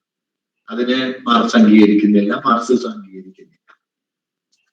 ഇനി അതുകൊണ്ട് മാർക്സിന്റെ ഒരു വാചകം കൂടി ഇവിടെ ഞാൻ പറയാം. മനുഷ്യർ കാലഗതിയിൽ സ്വയം സൃഷ്ടിക്കുന്നു, സ്വന്തം ഭാവി രൂപപ്പെടുത്തുന്നു. മനുഷ്യർ ലോകത്തെ സൃഷ്ടിക്കുക മാത്രമല്ല, വസ്തുരൂപങ്ങളെ സൃഷ്ടിക്കുക മാത്രമല്ല, തങ്ങളെ കൂടി സൃഷ്ടിച്ചുകൊണ്ടിരിക്കുന്നു. ആ സൃഷ്ടിമുഖമായ പ്രവൃത്തിയുടെ പ്രക്രിയാതലമാണ് മാനുഷികത. ഈ പ്രവൃത്തിയും പ്രക്രിയ അവസാനിച്ചാൽ പിന്നെ മാനുഷികതയില്ല. അപ്പോ ഈ പ്രവൃത്തിയിലും പ്രകൃതിയിലും മനുഷ്യർക്ക് അടിസ്ഥാനപരമായി ഒരു സവിശേഷതയുള്ളത്, മനുഷ്യന്റെ ഈ പ്രക്രിയകൾ മുഴുവൻ അഥവാ മാനുഷികമായ ഉണ്മയുടെ ആധാരം തന്നെ വാസ്തവത്തിൽ ഇതര മനുഷ്യരുമായുള്ള വിനിമയങ്ങളിലൂടെ. ഇത് നമുക്ക് രണ്ട് നിലയിൽ കാണാം. മാർക്സ് ഇവിടെ പറയുന്ന ഒരു വാക്യം കൂടി ശ്രദ്ധിക്കാവുന്നതാണ്. മൃഗം ഒരിക്കലും അതിന്റെ ജീവനവൃത്തിയിൽ നിന്ന് വേറിട്ട് നിൽക്കുന്നില്ല. മൃഗം വേട്ടയാടുന്നു, വേട്ട തന്നെയാണ് മൃഗം. മനുഷ്യനെ സംബന്ധിച്ച് ജീവനവൃത്തി എന്നതിൽ മനുഷ്യന്റെ അവബോധം കൂടിയുണ്ട്. മനുഷ്യൻ ഒരു ഉൽപ്പന്നം ഉണ്ടാക്കുന്ന സമയത്ത് ആ ഉൽപാദനത്തിലാണ് താൻ ഏർപ്പെട്ടിരിക്കുന്നത് എന്നുള്ള തിരിച്ചറിവും കൂടിയുണ്ട്. അതനുസരിച്ച് ഉൽപാദനത്തെ മാറ്റാനും മറിക്കാനും പറ്റും. ഒരു ജന്തുവിന് ഇത് പറ്റില്ല. 5000 കൊല്ലം മുമ്പ് പുലി വേട്ടയാടിയിരുന്ന അതേ രീതിയിൽ ഈ ആഴ്ച. മനസ്സിലായി? മനുഷ്യനെങ്ങനെയല്ല. ഇതാണ് മാർസിന്റെ ഒബ്സർവേഷൻ ഉണ്ട്. ഒരു തേനീച്ച ഉണ്ടാക്കുന്ന ഏറ്റവും മികച്ച തേനീച്ചക്കൂട് പോലും മനുഷ്യൻ ഉണ്ടാക്കുന്ന ഏറ്റവും മോശം വീടിനേക്കാളും മൂല്യം കുറഞ്ഞതാണ്. തേനീച്ചയുടെ കൂട് നിങ്ങൾക്കറിയാലോ, ഭയങ്കര കോംപ്ലക്സ് സ്ട്രക്ചറാണ്. നമ്മുടെ ഒലവാലം കുരുവിയൊക്കെ ഉണ്ടാക്കുന്ന കൂട് നോക്കിയാൽ അറിയാം, ഇങ്ങനെ വെരുത്ത് ഉണ്ടാക്കുന്നത്. അങ്ങനെ വളരെ മെറ്റിക്കുലസ് ആയ, വളരെ കോംപ്ലക്സ് ആയ സ്ട്രക്ചേഴ്സ് ജന്തുക്കൾ പലതും ഉണ്ടാക്കും. പക്ഷെ മാർക്സ് പറയുന്നത് അത് ഏറ്റവും മികച്ച തേനീച്ചക്കൂട് പോലും ഏറ്റവും മോശം മനുഷ്യനിർമ്മിതിയേക്കാൾ താണതാണ്. എന്തുകൊണ്ടാന്ന് വെച്ചാൽ ജന്തുവിന്റെ ഈ നിർമ്മിതിയിൽ അവബോധമില്ല, ആയിത്തീരലില്ല, ആയിരിക്കലേ ഉള്ളൂ. കണ്ടുപിടിയിട്ട് ആ കൂടെന്നും അങ്ങനെയാണ്. തേനീച്ച ഇതേ കൂടുണ്ടാക്കാൻ തുടങ്ങിയിട്ട് തേനീച്ച എന്നുണ്ടായോ അന്ന് മുതൽ തേനീച്ചയും കൂടുന്നുണ്ട്. മനുഷ്യൻ വീടുണ്ടാക്കുമ്പോ ആദ്യം വീടുണ്ടാക്കുക, വീട് ഭാവന ചെയ്യും. ആ ഭാവനയുടെ അധ്വാനത്തിന്റെ തുടക്കത്തിലുള്ള ഭാവനാബന്ധത്തിലാണ് അധ്വാനം പൂർത്തിയാകുന്നത്. നമ്മൾ ഒരു പ്രവൃത്തിയിൽ ഏർപ്പെടുന്ന സമയത്ത് ആ പ്രവൃത്തിയെ വിഭാവനം ചെയ്യുന്നത്, ആ വിഭാവിത പ്രവർത്തനത്തിന്റെ പൂർത്തിയാണ് അധ്വാനം. ഈ വിഭാവനത്തിന്റെ അഭാവമാണ് ജന്തുവിന്റെ പ്രവൃത്തി. അതുകൊണ്ട് മാർസിന്റെ വേറെ ഒരു ഇതിൽ പറയുന്നുണ്ട്, ചിലന്തി വല ചെയ്യുന്നതോ അല്ലെങ്കിൽ തേനീച്ച കൂടുണ്ടാക്കുന്നതോ ഒക്കെ ഈ പറയുന്നത് പോലെ ജന്തുസഹജമായ ഒരു പ്രവൃത്തി എന്നതിനപ്പുറം അതിൽ വിഭാവനത്തിന്റെ അംശമില്ല, ബോധമില്ല. ബോധത്തിന്റെ വിനിയോഗമല്ല പ്രവൃത്തി. മനുഷ്യനെ സംബന്ധിച്ച് പ്രവൃത്തി ബോധത്തിന്റെ, ഈ ബോധത്തിന്റെ വിനിയോഗമാണ് ആയിരിക്കുന്നതിൽ നിന്ന് ആയിരിക്കാവുന്നതിലേക്ക് അതിനെ മാറ്റുന്നത്. അതുകൊണ്ടാണ് ഓരോ തവണയും വീട് മാറിക്കൊണ്ടിരിക്കുന്നത്. ഇനി വീട് മാറിയില്ലെങ്കിലും വീടിനകത്ത് അതുമൊക്കെ തിരിച്ചിട്ട് നമ്മൾ മാറ്റാം, ആയിക്കൊണ്ടേയിരിക്കുന്നു. ജന്തുവിന് ഈ പ്രശ്നമില്ല, ആയിരിക്കുന്നതിൽ ആണ് അതിന്റെ നില. അതുകൊണ്ട് ജന്തുവിന് ഒരു വസ്തുപരമായ എന്താ പറയാ ഒരു സത്താ സ്വഭാവമുണ്ട്. മനുഷ്യന് അടിസ്ഥാനപരമായി പ്രക്രിയാ സ്വഭാവമാണ്. ഈ പ്രക്രിയാ സ്വഭാവത്തിലേക്ക് മനുഷ്യൻ എത്തുന്നത് എങ്ങനെയാണ്? അവിടെ രണ്ട് കാര്യം കൂടി പറയണം. ഒന്ന്, ഒരു മനുഷ്യൻ തന്റെ മാനുഷികതയെ തിരിച്ചറിയുന്നത് അപരവുമായുള്ള അഭിമുഖീകരണം വഴിയാണ്. മാനുഷികത എന്നത് അപരവുമായുള്ള, ഇതര മനുഷ്യരുമായുള്ള അഭിമുഖീകരണമാണ് എന്റെ മാനുഷികതയുടെ ആധാരം. മനസ്സിലായി? അപ്പൊ എന്നിലെ മാനുഷികത എന്ന് പറയുന്നത് അപരമനുഷ്യരുമായുള്ള അഭിമുഖീകരണത്തിലൂടെ മാത്രം സാക്ഷാത്കരിക്കപ്പെടുന്നതാണ്. ഈ അഭിമുഖീകരണത്തിന് മുമ്പ് പഴയ സാങ്കേതിക ഭാഷയിൽ പറഞ്ഞാൽ പ്രയോറി എന്ന നിലയിൽ നിലനിൽക്കുന്നതല്ല, മുൻകൂറായി നൽകപ്പെട്ടതല്ല. ഈ മുഖാമുഖം വഴി മാത്രം സാധ്യമാകുന്നതാണ്. അപ്പോ ഒരാളും പൂർണ്ണമായ മാനുഷികതയുടെ ഉടമയല്ല. അഭിമുഖീകരണങ്ങളിലൂടെ മാനുഷികമായ പൂർണ്ണതയിലേക്ക് എത്തിച്ചേരണം. അപ്പൊ മാനുഷികതയുടെ സംസ്ഥാപനം തന്നെ അപരവുമായുള്ള അഭിമുഖീകരണമാണ്. മാനുഷികതയുടെ പൂർത്തീകരണവും ഈ അപരവുമായുള്ള അഭിമുഖീകരണത്തിലൂടെ മാത്രം സാധിക്കും. അപ്പൊ മനുഷ്യനായിരിക്കുക എന്നതിൽ പ്രാഥമികമായി അപരമുണ്ട്. ആ മനുഷ്യാവസ്ഥയുടെ പൂർണ്ണത ഈ അഭിമുഖീകരണത്തിലൂടെ മാത്രം സാധ്യമാകുന്നത്. ഞാനത് വേറൊരു രൂപത്തിൽ കൂടി പറയാം. അപ്പോ മനുഷ്യന്റെ ഒരു വിശേഷ സിദ്ധിയാണല്ലോ ഭാഷ. ആംഗ്യവിക്ഷേപങ്ങളുണ്ടോ, ശബ്ദങ്ങളുണ്ടോ, ജന്തുക്കൾ ഉണ്ടാക്കുന്ന ആശയവിനിമയ രീതി അല്ല കേട്ടോ ഭാഷ. ഭാഷയുടെ അടിസ്ഥാന സ്വഭാവം എന്താണെന്ന് വെച്ചാൽ ഒരനുഭവത്തെ ആ അനുഭവത്തിന്റെ ആസന്നതയിൽ നിന്ന് മൂർത്തതയിൽ നിന്ന് പുറത്തെടുത്ത് ഒരാശയമാക്കി മാറ്റാൻ കഴിയുന്നു എന്നുള്ളതാണ് ഭാഷയുടെ ശേഷി. നിങ്ങൾക്കൊരു അടി കൊള്ളുന്നു, വേദനിക്കുന്നു. ഒരു പട്ടിയെ നിങ്ങൾ കല്ലെറിയുന്നു, അതിനും വേദനിക്കുന്നു. വേദന എന്ന അനുഭവ തലത്തിൽ രണ്ടും ഒന്ന് തന്നെയാണ്. പക്ഷേ പട്ടിക്ക് ഏറുകൊണ്ടും വേദന അവസാനിച്ചാൽ ആ പ്രശ്നം അവസാനിച്ചു. പക്ഷേ മനുഷ്യനൊരടി കൊണ്ടാൽ വേദന അവസാനിച്ചാലും ഈ അടി കൊണ്ടത് അവസാനിക്കില്ല, അതവിടെ കിടക്കും. ആ വേദനയാണ് എങ്ങോ മനുഷ്യന് ചങ്ങല കയ്യിൽ അങ്ങൻ കൈകൾ നോക്കിയിടുന്നു, എങ്ങോ വർദ്ധനം അവിടെ പ്രഹരം വീഴുവത് എന്റെ പുറത്താവുന്നു എന്നിടം വരെ എത്തുന്നു. ആർക്കടി കൊണ്ടാലും വേദനിക്കും. ആരുടെ അടിയോടും താതാത്മ്യപ്പെടാൻ പറ്റും. എന്റെ വേദനയ്ക്ക് സർവലൗകികമായ മാനം വരും. അതോടെ വേദന എന്നത് ചരിത്രമുള്ള ഒന്നായി തീരും. നിങ്ങളുടെ ജന്തുതയ്ക്ക് അപ്പുറത്തേക്ക്, നിങ്ങളുടെ ജൈവികതയ്ക്ക് അപ്പുറത്തേക്ക് വേദന ഒരു സോഷ്യൽ എൻറ്റിറ്റി ആയി തീരും. ഈ സോഷ്യൽ എൻറ്റിറ്റി ആയി തീർന്ന അനുഭവമാണ് മാനുഷികമായ അനുഭവം. അതുകൊണ്ടാണ് നമുക്ക് യാതൊരു ബന്ധമില്ലാത്തൊരു കുഞ്ഞ് കാസയിൽ ബോംബ് വഹിക്കുമ്പോൾ നമുക്ക് ഇവിടെ പ്രയാസം. അത് ഈ മാനുഷികമായ ഈ പാരസ്പര്യത്തിന്റെ തലം കൊണ്ടാണ്. വ്യക്തമാണ് ഭാഷ. അപ്പോ ഇതുപോലെ ഈ ഭാഷ എന്ന് പറയുന്നത് എന്താണ്, അതിലേക്കൊന്ന് സൂക്ഷിച്ചു നോക്കൂ. ഇപ്പൊ ഞാൻ സംസാരിക്കുന്ന ഭാഷ ഞാൻ ഉണ്ടാക്കിയതല്ല, എൻ്റെ ഉള്ളിലുള്ള. നിങ്ങൾ സംസാരിക്കുന്ന ഭാഷ നിങ്ങളുടെ ഉള്ളിലുള്ളതും അല്ല. എന്റെ ഭാഷ എൻ്റെ ഉള്ളിൽ നിന്നുണ്ടായി ഞാൻ സംസാരിക്കുന്നതാണെങ്കിൽ ഞാൻ പറഞ്ഞാൽ നിങ്ങൾക്ക് മനസ്സിലാവില്ല. തിരിച്ച് നിങ്ങളുടെ ഭാഷ നിങ്ങളുടെ ഉള്ളിലാണെങ്കിൽ അതെനിക്ക് മനസ്സിലാവില്ല. അതിന്റെ അർത്ഥം എന്റെ ഭാഷ എനിക്കുള്ളിലല്ല, നിങ്ങളുടെ ഭാഷ നിങ്ങൾക്കുള്ളിലല്ല. പിന്നെ എവിടെയാണ്? നമുക്കിടയില. നമുക്കിടയിലെ ഒരു ഉടമ്പടിയാണ് ഭാഷ. വ്യക്തമാണല്ലോ. ഹെബർമാസ് അതിനെ ഇന്റർ സബ്ജക്റ്റീവ് എഗ്രിമെന്റ് എന്ന് പറയും. വിഷയികൾക്കിടയിലുള്ള ഉടമ്പടി, വിഷയിത്വത്തിനിടയിലുള്ള ഉടമ്പടിയാണ് ഭാഷ. അത്ര വ്യക്തമാണല്ലോ.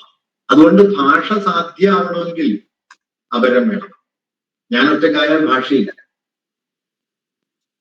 മാർക്സ് ജർമ്മൻ പ്രത്യയശാസ്ത്രത്തിൽ പറയുന്ന മനോഹരായ വാക്യം, മറ്റുള്ളവർക്ക് വേണ്ടി നിലകൊള്ളുന്നത് കൊണ്ട് എനിക്ക് വേണ്ടി കൂടി നിലകൊള്ളുന്നതാണ് ഭാഷ. ഭാഷയെക്കുറിച്ചുള്ള ഏറ്റവും സട്ടിലായ ഒരു ഒബ്സർവേഷനാണ്. മറ്റുള്ളവർക്ക് വേണ്ടി നിലകൊള്ളുന്നത് കൊണ്ട് എനിക്ക് വേണ്ടി കൂടി നിലകൊള്ളുന്നതാണ് ഭാഷ. അതായത് ഞാൻ ഉപയോഗിക്കുന്ന ഭാഷയ്ക്ക് എന്തെങ്കിലും അർത്ഥപൂർണത വരുന്നത് അത് മറ്റുള്ളവരോട് വിനിമയം ചെയ്യാൻ കെൽപ്പുള്ളതായതുകൊണ്ടാണ്. അത് എന്നോട് മാത്രമേ വിനിമയത്തിൽ ഏർപ്പെടുമെങ്കിൽ അത് നിൽക്കില്ല.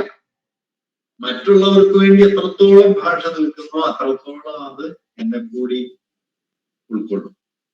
അതാണ് ഭാഷയുടെ അടിസ്ഥാന സ്വഭാവം. അപ്പൊ ഭാഷ സാമൂഹികമാണ്, വ്യക്തമല്ല. ഭാഷ സാമൂഹികമാണ് എന്ന് മാത്രമല്ല, ഈ ഭാഷയിലാണ് മനുഷ്യൻ നിൽക്കുന്നത്. മനുഷ്യാവസ്ഥ ഭാഷാപരമാണ്.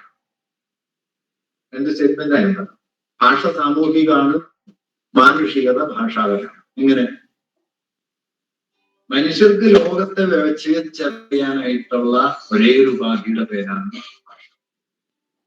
നോക്കൂ, നിങ്ങൾക്ക് ലോകത്തെ അറിയാൻ ഭാഷയില്ലാന്ന് വെക്കും, എന്ത് സംഭവിക്കും? ഈ ലോകം മുഴുവൻ ഒറ്റക്കട്ടയായിട്ട് ഇല്ലേ? ഇപ്പൊ പച്ച, നീല, മഞ്ഞ എന്നിങ്ങനെ നടക്കുന്ന മരം, പൂവ്, ചെടി, കായ്, ബസ്, കാറ്, ബെഞ്ച്, ഡെസ്ക്, ആകാശം, കടല്, ജീവിതം, മരണം എല്ലാം വാക്കല്ലേ, ഭാഷയല്ലേ? ഇത് മുഴുവൻ റദ്ദായി പോയാൽ നമ്മുടെ മുമ്പിൽ എന്താ പറയാ, ഭീമാകാരമായ ഒരു ഇരുട്ട് മാത്രമേ ഉള്ളൂ. മനസ്സിലായോ? ഈ ഭീമാകാരമായ ഇരുട്ടിൽ നിന്ന് ഓരോന്നിനെയും വേറെ വേറെ തിരിച്ചെടുത്ത് ഓരോന്നിനെയും തെളിച്ചെടുക്കുന്നത് ഭാഷയാണ്. ഇന്ത്യയിലെ ഒരു വലിയ തത്വചിന്തകൻ ആചാര്യ ദണ്ഡി അതിനെക്കുറിച്ച് മനോഹരമായ ഒരു ശ്ലോകം എഴുതിയിട്ടുണ്ട്. ഇതമന്ധം തപകൃത്സനം ധ്യായതേ ഭുവനത്രയം യതി ശബ്ദാഹ്വയം ജ്യോതിരാ സംസാരം ന ദീപ്യതേ. വാക്കിന്റെ വെളിച്ചം കൊണ്ട് പ്രകാശിപ്പിച്ചില്ലായിരുന്നു എങ്കിൽ ഈ 3 ലോകവും ഇരുട്ടിലായിപ്പോയി. വാക്കാണ് വെളിച്ചം, അതാണ് ഈ ലോകത്തെ തെളിച്ചെടുക്കുന്നത്. എനിക്ക് ഞാൻ എന്ന് പറയണമെങ്കിൽ ഭാഷ വേണമല്ലോ. എന്റെയെന്നും നിന്റെയെന്നും നമ്മുടെയെന്നും നിങ്ങളുടെയെന്നും ഒക്കെ പറയണമെങ്കിൽ ഭാഷ വേണം. ഭാഷയുടെ ഭാവത്തിൽ ഞാനില്ല. അതാണ് ഹൈഡഗർ പിന്നീട് പറഞ്ഞത്, language is the house of being. ഉണ്മയുടെ പാർപ്പിടമാണ് ഭാഷ. മാനുഷികത സാധ്യമാകുന്നത് ഭാഷയിലാണ്. ഭാഷാപരം. ഭാഷയിൽ പ്രവേശിച്ചതോടെയാണ് ജന്തുവിൽ നിന്ന് മനുഷ്യനിലേക്ക് ഉള്ള പ്രവേശനം സാധ്യം. കാരണം മനുഷ്യനാണ്, ഞാൻ നേരത്തെ പറഞ്ഞതുപോലെ, ഒരനുഭവത്തെ അതിന്റെ ആസന്നതയിൽ വിട്ടുകളയാതെ, വേദനയെ വേദന അവസാനിപ്പിക്കുമ്പോൾ വിട്ടുകളയാതെ വേദനയെ എന്താക്കി മാറ്റാൻ പറ്റും? ഒരാശയാക്കി മാറ്റാൻ പറ്റും. ആശയത്തെ ഓർമ്മയിൽ സൂക്ഷിക്കാൻ പറ്റും. പിന്നാലെയുള്ള എല്ലാ വേദനകളും ഈ വേദനയുടെ തുടർച്ചയായിരിക്കും. വേദനയ്ക്കൊരു വംശാവലി ഉണ്ടാകും, വേദനയ്ക്കൊരു ചരിത്രം ഉണ്ടാകും. വാരണാശാൻ ചിന്താവിഷ്ടയായ സീതയില് പറയുന്നുണ്ട്, അഴലിന് മൃഗാദി ജന്തുവിൽ പഴുതേറിയിടിലും എത്തിയാൽ ദ്രുതം കഴിയാമത്. ജന്തുവിന് ദുഃഖകാരണങ്ങൾ കൂടുതലാണ്, വേദനിക്കാൻ പല കാരണങ്ങളുണ്ട്. പക്ഷെ ഒരു ഗുണമുണ്ട്, എത്തിയാൽ ദ്രുതം കഴിയാമത്. വന്നാ വേഗം പോകും. മാനഹാനിയാൽ ഒഴിയാതാർത്തി മനുഷ്യനെ വരൂ. പക്ഷെ മനുഷ്യന്റെ പ്രശ്നം, വേദന വന്നാൽ അത് വേദന പോയാലും തീരില്ല. മാനഹാനിയാൽ ഒഴിയാതാർത്തി. ആ വേദനയുടെ കാരണം, അടികൊണ്ടാൽ അടിയുടെ ശാരീരിക വേദന പോകും. പക്ഷെ അതുണ്ടാക്കിയ അപമാനം ഉണ്ടല്ലോ, അതിന്റെ വേദന അവസാനം വരെ ഉണ്ടാകും. ഇതാണ് മാനുഷികത. ഈ വേദനയെ നമുക്ക് അറിയാൻ പറ്റുന്നത് എന്തു വഴിയാണ്? ഭാഷ വഴിയാണ്. ജന്തുവിന് വേദനിക്കുന്നു, പക്ഷെ തനിക്ക് വേദനിക്കുന്നു എന്ന് ജന്തുവിന് അറിഞ്ഞുകൂടാ. പറഞ്ഞ മനസ്സിലായി? വേദനിക്കുന്നു എന്ന് അറിയണമെങ്കിൽ ഭാഷ വേണം. ഭാഷയാണെങ്കിൽ സാമൂഹികമായ ഈ ഉടമ്പടിയായിട്ട് അമൂർത്തമായ ഒരു വിനിമയ രീതിയായിട്ട് വേണം. അത് ജന്തുവിനില്ല. അപ്പോ ഭാഷാപരമാണ് മാനുഷികത, ഭാഷ സാമൂഹിക. ഇത് രണ്ടും ചേർത്ത് വെച്ചാൽ നിങ്ങൾക്ക് എളുപ്പം മനസ്സിലാവും. മാനുഷികത, സാമൂഹിക. നിങ്ങൾ ഒറ്റയ്ക്ക് ഇരിക്കുമ്പോഴും അതെ, കൂട്ടം ചേരുമ്പോഴും അതെ, കമ്മിറ്റി വിടുമ്പോഴും അതെ, സിനിമയാണ് സാമൂഹിക. അതുകൊണ്ട് സാമൂഹികത ഇടയ്ക്കിടയ്ക്ക് വന്നു പോകുന്ന ഒരു ഏർപ്പാടല്ല, നമ്മുടെ ഉണ്മയുടെ അടിസ്ഥാന പ്രകൃതമാണ് സാമൂഹികത. അതുകൊണ്ട് മനുഷ്യൻ യഥാർത്ഥത്തിൽ, അതാ ഞാൻ പറഞ്ഞത്, മാനുഷികത എന്നത് അപരവുമായുള്ള അഭിമുഖീകരണങ്ങളിലൂടെ മാത്രം സാധ്യമാകുന്നതാണ്. ആ അഭിമുഖീകരണത്തിലൂടെ മാത്രം പൂർത്തിയിലേക്കും എത്തുന്നതാണ് മാനുഷികത. അപരത്തിന്റെ മാനുഷികതയുമായുള്ള വിനിമയങ്ങളിലൂടെയാണ് ഒരാൾ പൂർണ്ണമായ മാനുഷികതയിലേക്ക് എത്തിച്ചേരുന്നത്. അപ്പൊ മാനുഷികതയുടെ സംസ്ഥാപനം തന്നെ അപരവുമായുള്ള ഈ അഭിമുഖീകരണമാണ്. മാനുഷികതയുടെ പൂർത്തീകരണം ഈ അപരവുമായുള്ള അഭിമുഖീകരണം. മാർക്സ് പറഞ്ഞ ഈ ആശയം ഒന്ന് അറിഞ്ഞുകൂടെങ്കിലും നാരായണ ഗുരു എങ്ങനെയോ ഇവിടെ എത്തി. ഗുരുവിന് ഈ പോയിന്റ് ഉണ്ട്. പ്രിയം അപരപ്രിയം അതൻപ്രിയം സ്വകീയ പ്രിയം അപരപ്രിയം ഇപ്രകാരമാകും നയം. അതിനാലെ നരന് നന്മ നൽകും ക്രിയ അപരപ്രിയ ഹേതുവായി വരണം. നിങ്ങൾക്ക് പാർട്ടിക്കാർ ചോദിക്കും, എന്തിനാണ് എപ്പോഴും ഗുരു എന്ന് പറഞ്ഞുകൊണ്ട് നടക്കുന്നത്? എന്റെ കാരണം ഇതാ, എന്റെ അടുത്ത് ചോദിച്ചിട്ടുണ്ട് കേട്ടോ. ഇതാ കാരണം. ഈ അപരം എന്നത് മാർസിന്റെ ചിന്തയുടെ താക്കോലാണ്. ആത്മാവെന്ന് പറയുന്ന ഒരു കേവലതയെ അപരത്തിലേക്ക് വിടർത്തി ഒരു സോഷ്യൽ റിലേഷൻ എന്നതിലേക്ക്, അതായത് ആത്മം സാക്ഷാത്കൃതമാകുന്നത് അപരത്തിലാണ്. അപരത്തിന്റെ മാനുഷികതയുമായുള്ള അഭിമുഖീകരണമാണ് ആത്മത്തിന്റെ മാനുഷികതയുടെ സംസ്ഥാപനവും പൂർത്തീകരണം. പൂർണ്ണതയിലേക്ക് എത്തുമെന്നുള്ളത് മറ്റൊരു കാര്യം, പക്ഷെ പൂർണ്ണതയിലേക്കുള്ള വഴി ഇതാണ്. അതുകൊണ്ട് മാർക്സ് പറയുന്ന ഒരു കാര്യം, മനുഷ്യന് തന്നോട് തന്നെയുള്ള ബന്ധം യഥാർത്ഥമാകുന്നത്, വസ്തുനിഷ്ഠമാകുന്നത് ഇതര മനുഷ്യരുമായുള്ള ബന്ധത്തിലാണ്. ഒരാൾക്ക് അയാളോടുള്ള ബന്ധം യഥാർത്ഥമായി തീരുന്നത് ഇതര മനുഷ്യരുമായുള്ള ബന്ധത്തിലൂടെ മാത്രമാണ്. ഇതര മനുഷ്യരുമായുള്ള ബന്ധത്തിലൂടെ അല്ലാതെ, നോക്കൂ, നിങ്ങൾക്ക് സ്നേഹം എന്നത് എങ്ങനെയാണ് നിങ്ങളിൽ അനുഭൂതമാകുന്നത്? നിങ്ങളതിനെ സ്നേഹിച്ചിട്ടല്ല, ഇതര മനുഷ്യരോടുള്ള ബന്ധത്തിൽ. നിങ്ങൾ ഏതനുഭവത്തെ എടുത്തോളൂ, ഇതര മനുഷ്യരും അവരുടെ മാനുഷികതയുമായുള്ള അഭിമുഖീകരണത്തിന്റെ അഭാവത്തിൽ അത് ശൂന്യമാണ്. അപ്പൊ ഇതര മനുഷ്യരുടെ അഭാവത്തിൽ നിങ്ങളുടെ മാനുഷികത ശൂന്യ കൊള്ളൻ, മനസ്സിലായി? അതുകൊണ്ട് മാനുഷികത ഇതരോന്മുഖം, ഇതര നിർഭരം. ആ നിർഭരതയിലാണ് മനുഷ്യൻ സ്വയമേ ഒരു വ്യക്തിയായി നിലനിൽക്കുന്നത് എന്നാണ്. അതുകൊണ്ട് വ്യക്തി എന്ന് പറയുന്നത് അതിന്റെ നിലനിൽപ്പിന്റെ അടിസ്ഥാന തലത്തിൽ തന്നെ സാമൂഹിക. ജന്തു അതിന്റെ നിലനിൽപ്പിന്റെ അടിസ്ഥാന തലത്തിൽ ജന്തുവിന്റെ ഉണ്മ സാമൂഹികത അല്ല. ചിലപ്പോ ഒറ്റയാവാം. ഇപ്പൊ കാട്ടിൽ അലിഞ്ഞു നടക്കണ പുലി, അത് ഒറ്റയ്ക്കൊരു ജന്തുവായിട്ടാണ് നടക്കുക. ആട്ടിൻ പറ്റങ്ങളോ അതുപോലെ പറ്റമായി ജീവിക്കുന്ന മൃഗങ്ങളോ പറ്റാണ്. ഈ പറ്റല്ല സമൂഹം. അതാ ഞാൻ പറഞ്ഞു, മനസ്സിലായി? മനുഷ്യൻ ഒറ്റയ്ക്ക് ഇരിക്കുമ്പോഴും അതിൽ സാമൂഹികതയുണ്ട്, ജന്തു പറ്റത്തിലായിരിക്കുമ്പോഴും അതിൽ സാമൂഹികത.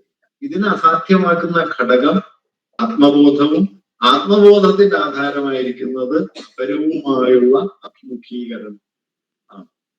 അപ്പൊ അതുകൊണ്ട് മനുഷ്യൻ എന്ന് പറയുന്നത് അടിസ്ഥാനപരമായി ഒരു വൈരുദ്ധ്യാത്മക ജീവിയാണ്.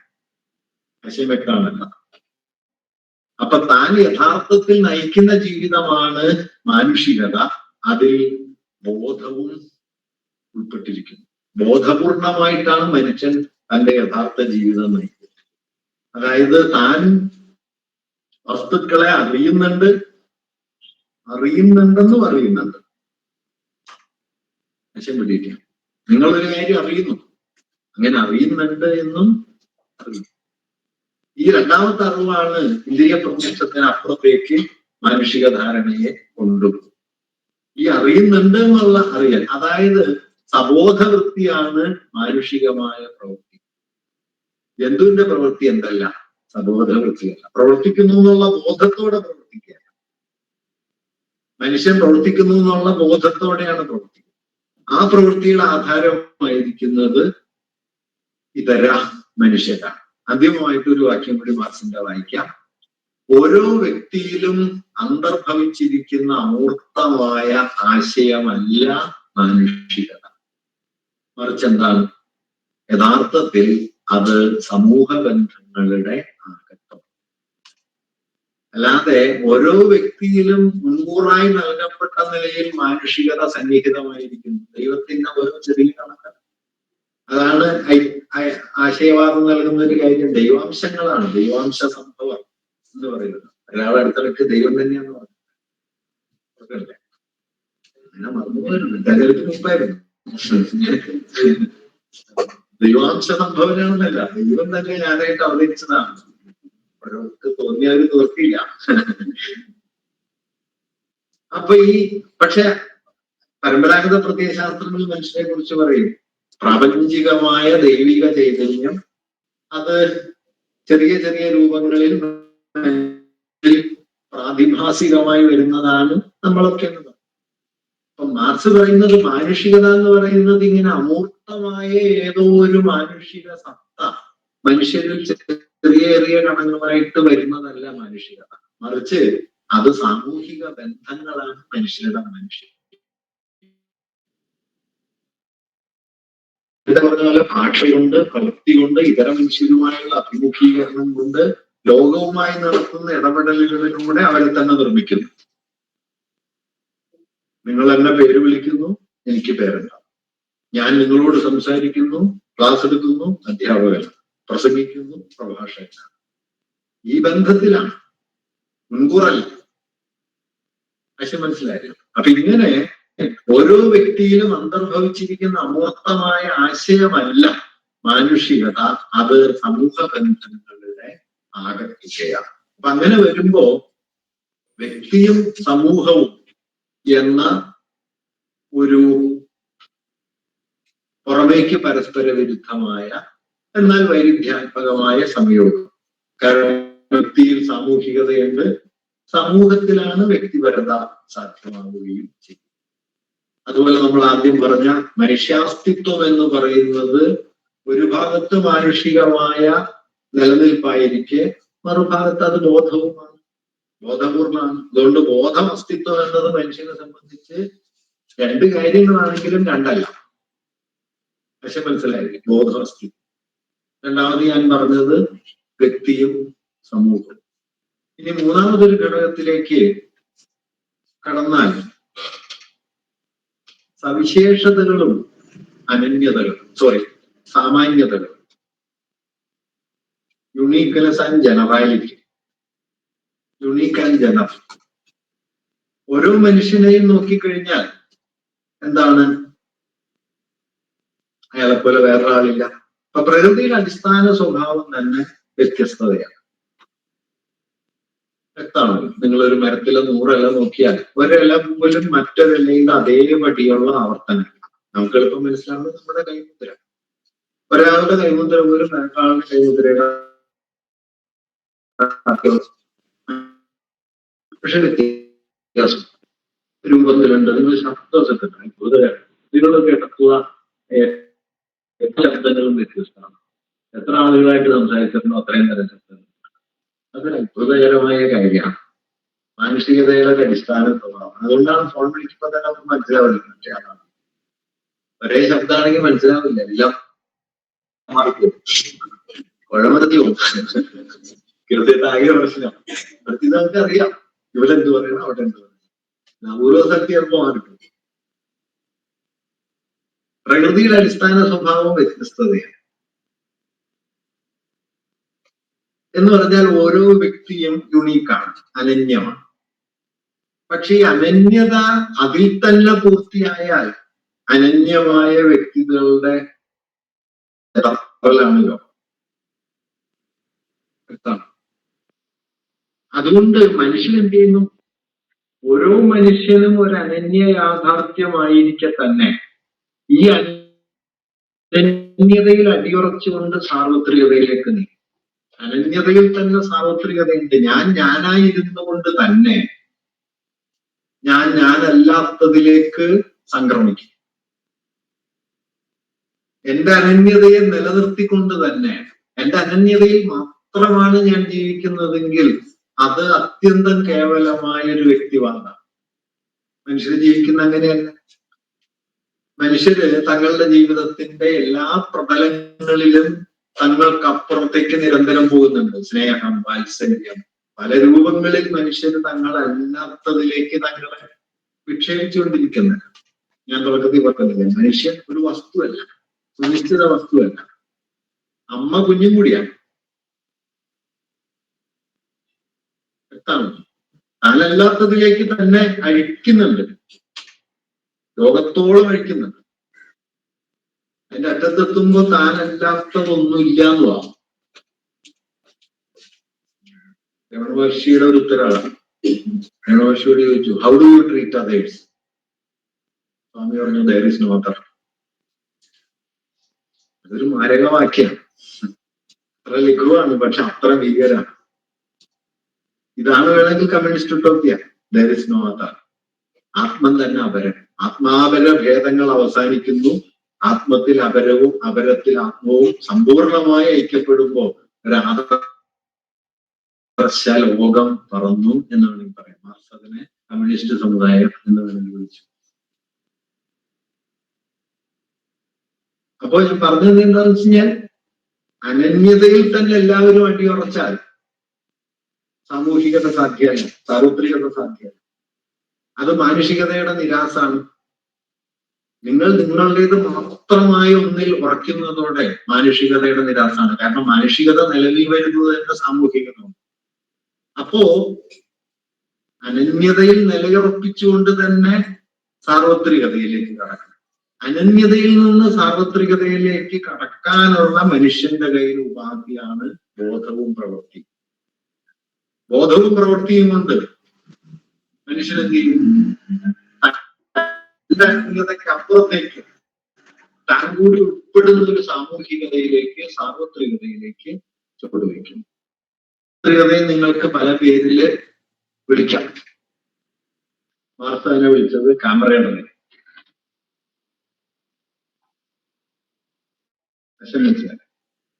ഫ്രഞ്ച് വിപ്ലവത്തിന് കൊടുത്ത പേരാണ് ഫ്രറ്റേണിറ്റി. ബുദ്ധമതം അതിന് കൊടുത്ത പേരായിരുന്നു മൈത്രി.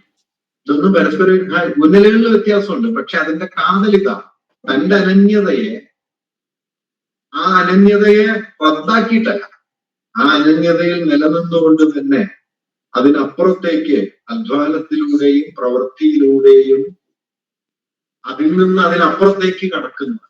അങ്ങനെ കടക്കുമ്പോൾ മാത്രമാണ് അപരവുമായുള്ള അഭിമുഖീകരണം വികസിക്കുകയുള്ളൂ. അപരവുമായുള്ള അഭിമുഖീകരണമാണ് നിങ്ങളുടെ മാനുഷികതയെ പൂർത്തീകരിക്കുകയുള്ളൂ.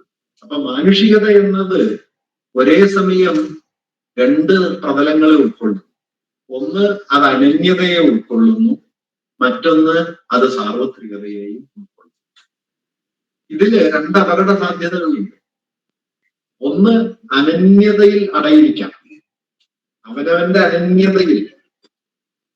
മറ്റൊരു അടിസ്ഥാന സ്വഭാവം അതാണ്. ഞാൻ എന്ന് പറഞ്ഞിട്ടേ പണ്ട് KGF-ന്റെ കാര്യത്തിൽ ചോദിക്കണ്ട, ആരോടാണ് ഏറ്റവും കൂടുതൽ ഇഷ്ടം എന്നോട്. അത് കഴിഞ്ഞിട്ടില്ലല്ലോ എന്ന് KGF പറയുന്നു. എന്നതുപോലെ ഈ ഞാൻ കേട്ടിട്ട് സഹിക്കുക. പണ്ട് KP അപ്പൻ നമ്മുടെ ചെറുകാടിന്റെ ആത്മകഥയെ കുറിച്ച് എഴുതുമ്പോ മനോഹരായ ഒരു പ്രയോഗം നടക്കും. ആശ്ചര്യ ചിഹ്നങ്ങളില്ലാത്ത ആത്മകഥയാണ് ചെറുകാട്. ഗംഭീരവാക്യം. കാരണം ഏതാണ്ട് 99% ആത്മകഥകളുടെ ഒരു അടിസ്ഥാന സ്വഭാവം ഞാൻ കേട്ടിട്ട് സഹിക്കുകയല്ല എഴുതുന്നതാണ്.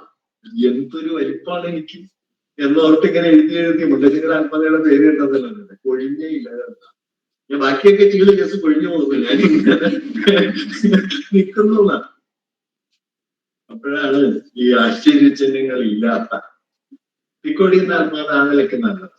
അരങ്ങ് കാണാത്ത നാടകം എന്നാണ്. വലിയ പാടാണ് അവനവനെ അഴിച്ചു കളയുക എന്നുള്ളത്. മാധവൻകുട്ടി അറിയുന്നുണ്ട് കേട്ടോ. മലയാളത്തിലെ ആത്മകഥകളിൽ വളരെ അനന്യതയുള്ള ഒരു ആത്മകഥ. കാരണം മാധവൻകുട്ടിയുടെ ആത്മകഥയാണ് ആത്മകഥ. അത് EMS ചെയ്യണ പോലെയല്ല. EMS ആർക്കും കുറവാണ്, പക്ഷെ അത് പാർട്ടി ചരിത്രമായിട്ട് മാറ്റിയില്ല. മാധവൻകുട്ടി എന്താണെന്ന് വെച്ചാൽ അടുക്കളയിൽ പണിയെടുക്കുന്ന ആളുകൾ, തോട്ടത്തിൽ പണിയെടുക്കുന്ന ആളുകൾ, വീട്ടിൽ വരുന്ന ആളുകൾ, ഇവരുടെയൊക്കെ ഒരു തരം വെളിവെട്ടവും വർത്താനായിട്ട് മാറ്റിയിട്ട് ആത്മകഥയെ തന്നെ അങ്ങനെ ഫ്രീഡാണ്. ഈ ആത്മത്തിന്റെ ഒരു തരം സുനിശ്ചിതത്വത്തെ ഭാഷണം കൊണ്ട് അഴിച്ചഴിച്ചഴിച്ച് വാസ്തവത്തിൽ ഫാഷിസം എവിടെയാ പാർക്കണമെന്ന് വെച്ച് കഴിഞ്ഞാല് ഈ അയവില്ലാത്തൊരു തരം മാനുഷികതയെ കുറിച്ചുള്ള ധാരണയില്ല. ധന്യത ഞാൻ പറഞ്ഞല്ലോ, ഒന്ന് അതിൽ തന്നെ പൂർണ്ണാണെന്ന് കരുതുന്ന അയവില്ലായ്മ, അതിമധ്യാന്തത, അതിലാണ് ഫാഷിസ്റ്റ്. അത് നമ്മൾ തെറ്റിദ്ധരിക്കുന്നത് വേറെന്തൊക്കെയായിട്ടാണ്. ഒന്നുമല്ല, ഫാഷിസ്റ്റ് പൊട്ടൻഷ്യലാണ്. അഴിയണം. മാനുഷികീകരണം എന്ന് പറഞ്ഞു കഴിഞ്ഞാൽ ഈ അപരത്തിലേക്കുള്ള അഴിവാണ്. ആ അഴിവ് വളരെ പ്രധാനപ്പെട്ട. കേരളത്തിൽ ആദ്യം പറഞ്ഞത് ഇവരാരുമല്ല കേട്ടോ. അസാധ്യമായ നിലയിൽ ഒരു വാക്യം കേസരി ബാലകൃഷ്ണപിള്ള പറഞ്ഞിട്ടുണ്ട്. മസ്കുലിൻ സ്റ്റഡീസ് ഒന്നും വന്നിട്ടില്ല. കേസരി പറഞ്ഞത് സുദൃഢവും ആദിമധ്യാന്ത പൊരുത്തമുള്ളതുമായ വ്യക്തിത്വം ഇനി മുതൽ ബുദ്ധിശൂന്യർക്കും നിരീക്ഷണപാഠവും ഇല്ലാത്തവർക്കും മാത്രമേ ഉണ്ടാകൂ. അദ്ദേഹം നിരീക്ഷണം ബുദ്ധിശൂന്യർ എന്നല്ല, മന്ദബുദ്ധികൾ തന്നെ വിളിച്ചത്. 30കളാണ്. ഞാനൊന്ന് മാറ്റി പറഞ്ഞു, പൊളിറ്റിക്കലി കറക്റ്റ് ആയിക്കോട്ടെ. അദ്ദേഹം പറയുന്നൊരു വാക്യ, ബുദ്ധിശൂന്യർക്ക് മാത്രമേ സുദൃഢ വ്യക്തിത്വം സാധ്യമുള്ളൂ. കാരണം ഒരു വ്യക്തിത്വം എന്ന് പറയുന്നത് വാസ്തവത്തിൽ അയവാണ്, താനല്ലാത്തതിലേക്ക്. അതുകൊണ്ട് മാനുഷികതയിലെ സാമാന്യതയും സവിശേഷതയും രണ്ടപകടങ്ങളിലേക്ക് നീങ്ങും. ഒന്ന്, ഈ സവിശേഷതയിൽ ഉന്നിയിട്ട് മാനുഷികതയുടെ സാക്ഷാത്കാര സാധ്യതയെ നിരസിച്ച് അത് അടഞ്ഞ ഒന്നായിട്ട് തീരും. അതാണ് ഫാഷിസ്റ്റ് പ്രകൃതമൊക്കെയുള്ള മനുഷ്യാവസ്ഥയായിട്ട് മാറുന്നത്. ഇതിന്റെ മറുപുറത്ത് അനന്യതയെ പൂർണ്ണമായി നിരസിക്കും. എന്നിട്ട് സാമാന്യത്തിന് കീഴ്പ്പെടും. അപ്പൊ സാമാന്യത്തിന് കീഴ്പ്പെടുന്നതാണ് ഒരർത്ഥത്തിൽ നമ്മൾ ഈ മീഡിയോക്രിറ്റി എന്നൊക്കെ പറയും. പാപ്പനച്ചൻ അതേക്കുറിച്ച് പറയുന്നത് ശരാശരിയാണ് ശരി എന്ന് വിശ്വസിക്കലാണ്. നല്ല പ്രയോഗമാണ്. ശരാശരിയാണ് ശരി, എപ്പോഴും ശരാശരിയായിരിക്കും. ബൂർഷ്വാ സിവിൽ സൊസൈറ്റി നമ്മളോട് ആവശ്യപ്പെടുന്നത് ഈ ശരാശരിയായിരിക്കും. അതായത് ഭരണകൂടത്തിന്റെ മുമ്പിലെ ഒരു വോട്ടർ ശരാശരിയാണ്. കാരണം ഒരു വോട്ടർക്കും മറ്റൊരു വോട്ടറിൽ നിന്നില്ല, യുണീക്കായ ഡിഫറൻസ് ഒന്നുമില്ല. ഒരു വോട്ടർ നിയമത്തിന് മുമ്പിലെ ഒരു പൗരൻ, സിറ്റിസൺ, പൗരനോ പൗരയോ. ബസ്സിൽ യാത്ര ചെയ്യുമ്പോൾ യാത്രക്കാരനും യാത്രക്കാരിയും, ക്ലാസ്സിലും പട്ടാളത്തിലൊക്കെ ഒരു നമ്പർ. ഇത് മുഴുവൻ ഈ അനന്യതയുടെ നിരാസവും സാമാന്യത്തിന്റെ അധിനിവേശവും, അതും മാനുഷികതയുടെ നിഷേധം. മാനുഷികത അനന്യതയുടെ നിരാസമല്ല, അനന്യതയുടെ അന്തിമമായ ഉറപ്പിക്കലുമല്ല. അനന്യതയിൽ നിലയുറപ്പിച്ചുകൊണ്ട് സാർവത്രികതയിലേക്ക് കടന്നു നിൽക്കലാണ്. വ്യക്തിയുടെ അനന്യതയുടെ സമ്പൂർണമായ മരണം എന്ന് പറഞ്ഞു കഴിഞ്ഞാൽ അന്യവൽക്കരണം. വ്യക്തിയുടെ അനന്യതയുടെ സമ്പൂർണമായ ഇൻഫ്ലേഷൻ, പെരുപ്പിക്കൽ എന്ന് പറയുന്നതും അന്യവൽക്കരണം. അന്യവൽക്കരണത്തിന്റെ രണ്ട് രൂപങ്ങളാണ്. അനന്യതയെ സമ്പൂർണമായിട്ട് പെരുപ്പിച്ചാൽ അങ്ങനെ ഒന്നില്ലല്ലോ. അത് നിങ്ങളായിരിക്കുന്നതിനെ നിങ്ങൾ തന്നെ റദ്ദാക്കുന്നത്. അനന്യതയെ റദ്ദാക്കുന്നതും നിങ്ങളായിരിക്കുന്നതിനെ നിങ്ങൾ റദ്ദാക്കും. അതുകൊണ്ട് സാമാന്യം സവിശേഷം എന്ന വൈരുദ്ധ്യാത്മക യോഗത്തിന്റെ അകത്താണ് മാനുഷികത. Uniqueness and generality, unique and general, particular and general. പർട്ടിക്കുലാരിറ്റിയെ പൂർണ്ണമായിട്ട് റദ്ദ് ചെയ്തുകൂടാ, ജനറാലിറ്റിയെ തള്ളാനും പാടില്ല. ജനറാലിറ്റിയിലാണ് നിങ്ങൾക്ക് നിലനിൽക്കാൻ പറ്റുക, അതിനുള്ളിൽ നിങ്ങൾ പർട്ടിക്കുലറാണ് എന്നതും വേണമെങ്കിൽ ഇത് ഓർക്കാവുന്ന ഒരു കാര്യം. ബൽസാക്കിനെ കുറിച്ച് പറയുന്ന സമയത്ത് ബൽസാക്കിന്റെ റിയലിസ്റ്റ് കഥാപാത്രങ്ങളുടെ പ്രത്യേകതയായിട്ട് എംഗൽസ് ഇത് പറയുന്നു. എംഗൽസ് പറയുന്നത് ബൽസാക്കിന്റെ കഥാപാത്രങ്ങളൊക്കെ ടൈപ്പുകളാണ്. എന്താണ് ടൈപ്പ്? ഒരു സാമൂഹിക വർഗത്തിന്റെ പ്രതിനിധിയായിരിക്കുകയും പക്ഷെ അതേസമയം തന്നെ ഒരു വ്യക്തി എന്ന നിലയിൽ അനന്യനായിരിക്കുകയും. വ്യക്തിയുടെ അനന്യത ഉണ്ടാവുക, ആ അനന്യതക്കുള്ളിൽ ഒരു സോഷ്യൽ ക്ലാസിന്റെ റെപ്രസെന്റേറ്റീവ് ആയിരിക്കുകയും. ഈ രണ്ട് ഘടകങ്ങളും വേണം. പലപ്പോഴും നമ്മൾ ഇപ്പോഴത്തെ ടൈപ്പുകളിൽ ഈ ആദ്യം പറഞ്ഞത് മാത്രമേ ഉണ്ടാവും. മീൻസ് ഒരു സോഷ്യൽ ക്ലാസിന്റെ പ്രതിനിധിയായിരിക്കും, മൂപ്പരതായിട്ടൊന്നും ഉണ്ടാവില്ല. അത് വാസ്തവത്തിൽ കലയുടെ പരാജയമാണ്. യുണീക്നെസ്സും ജനറലാക്കി രണ്ടും ചേർക്കേണ്ടതുണ്ട്. അപ്പൊ മൂന്നാമത്തെ ഒരു വൈരുദ്ധ്യാത്മക ബന്ധമാണ് ഞാനിവിടെ പറഞ്ഞത്. ആദ്യം നമ്മള് മനുഷ്യന്റെ അസ്തിത്വവും ബോധവും തമ്മിലുള്ള വൈരുദ്ധ്യാത്മക ബന്ധം എന്ന് പറഞ്ഞു. വ്യക്തിയും സമൂഹവും തമ്മിലുള്ള വൈരുദ്ധ്യാത്മക ബന്ധം എന്ന് പറഞ്ഞു.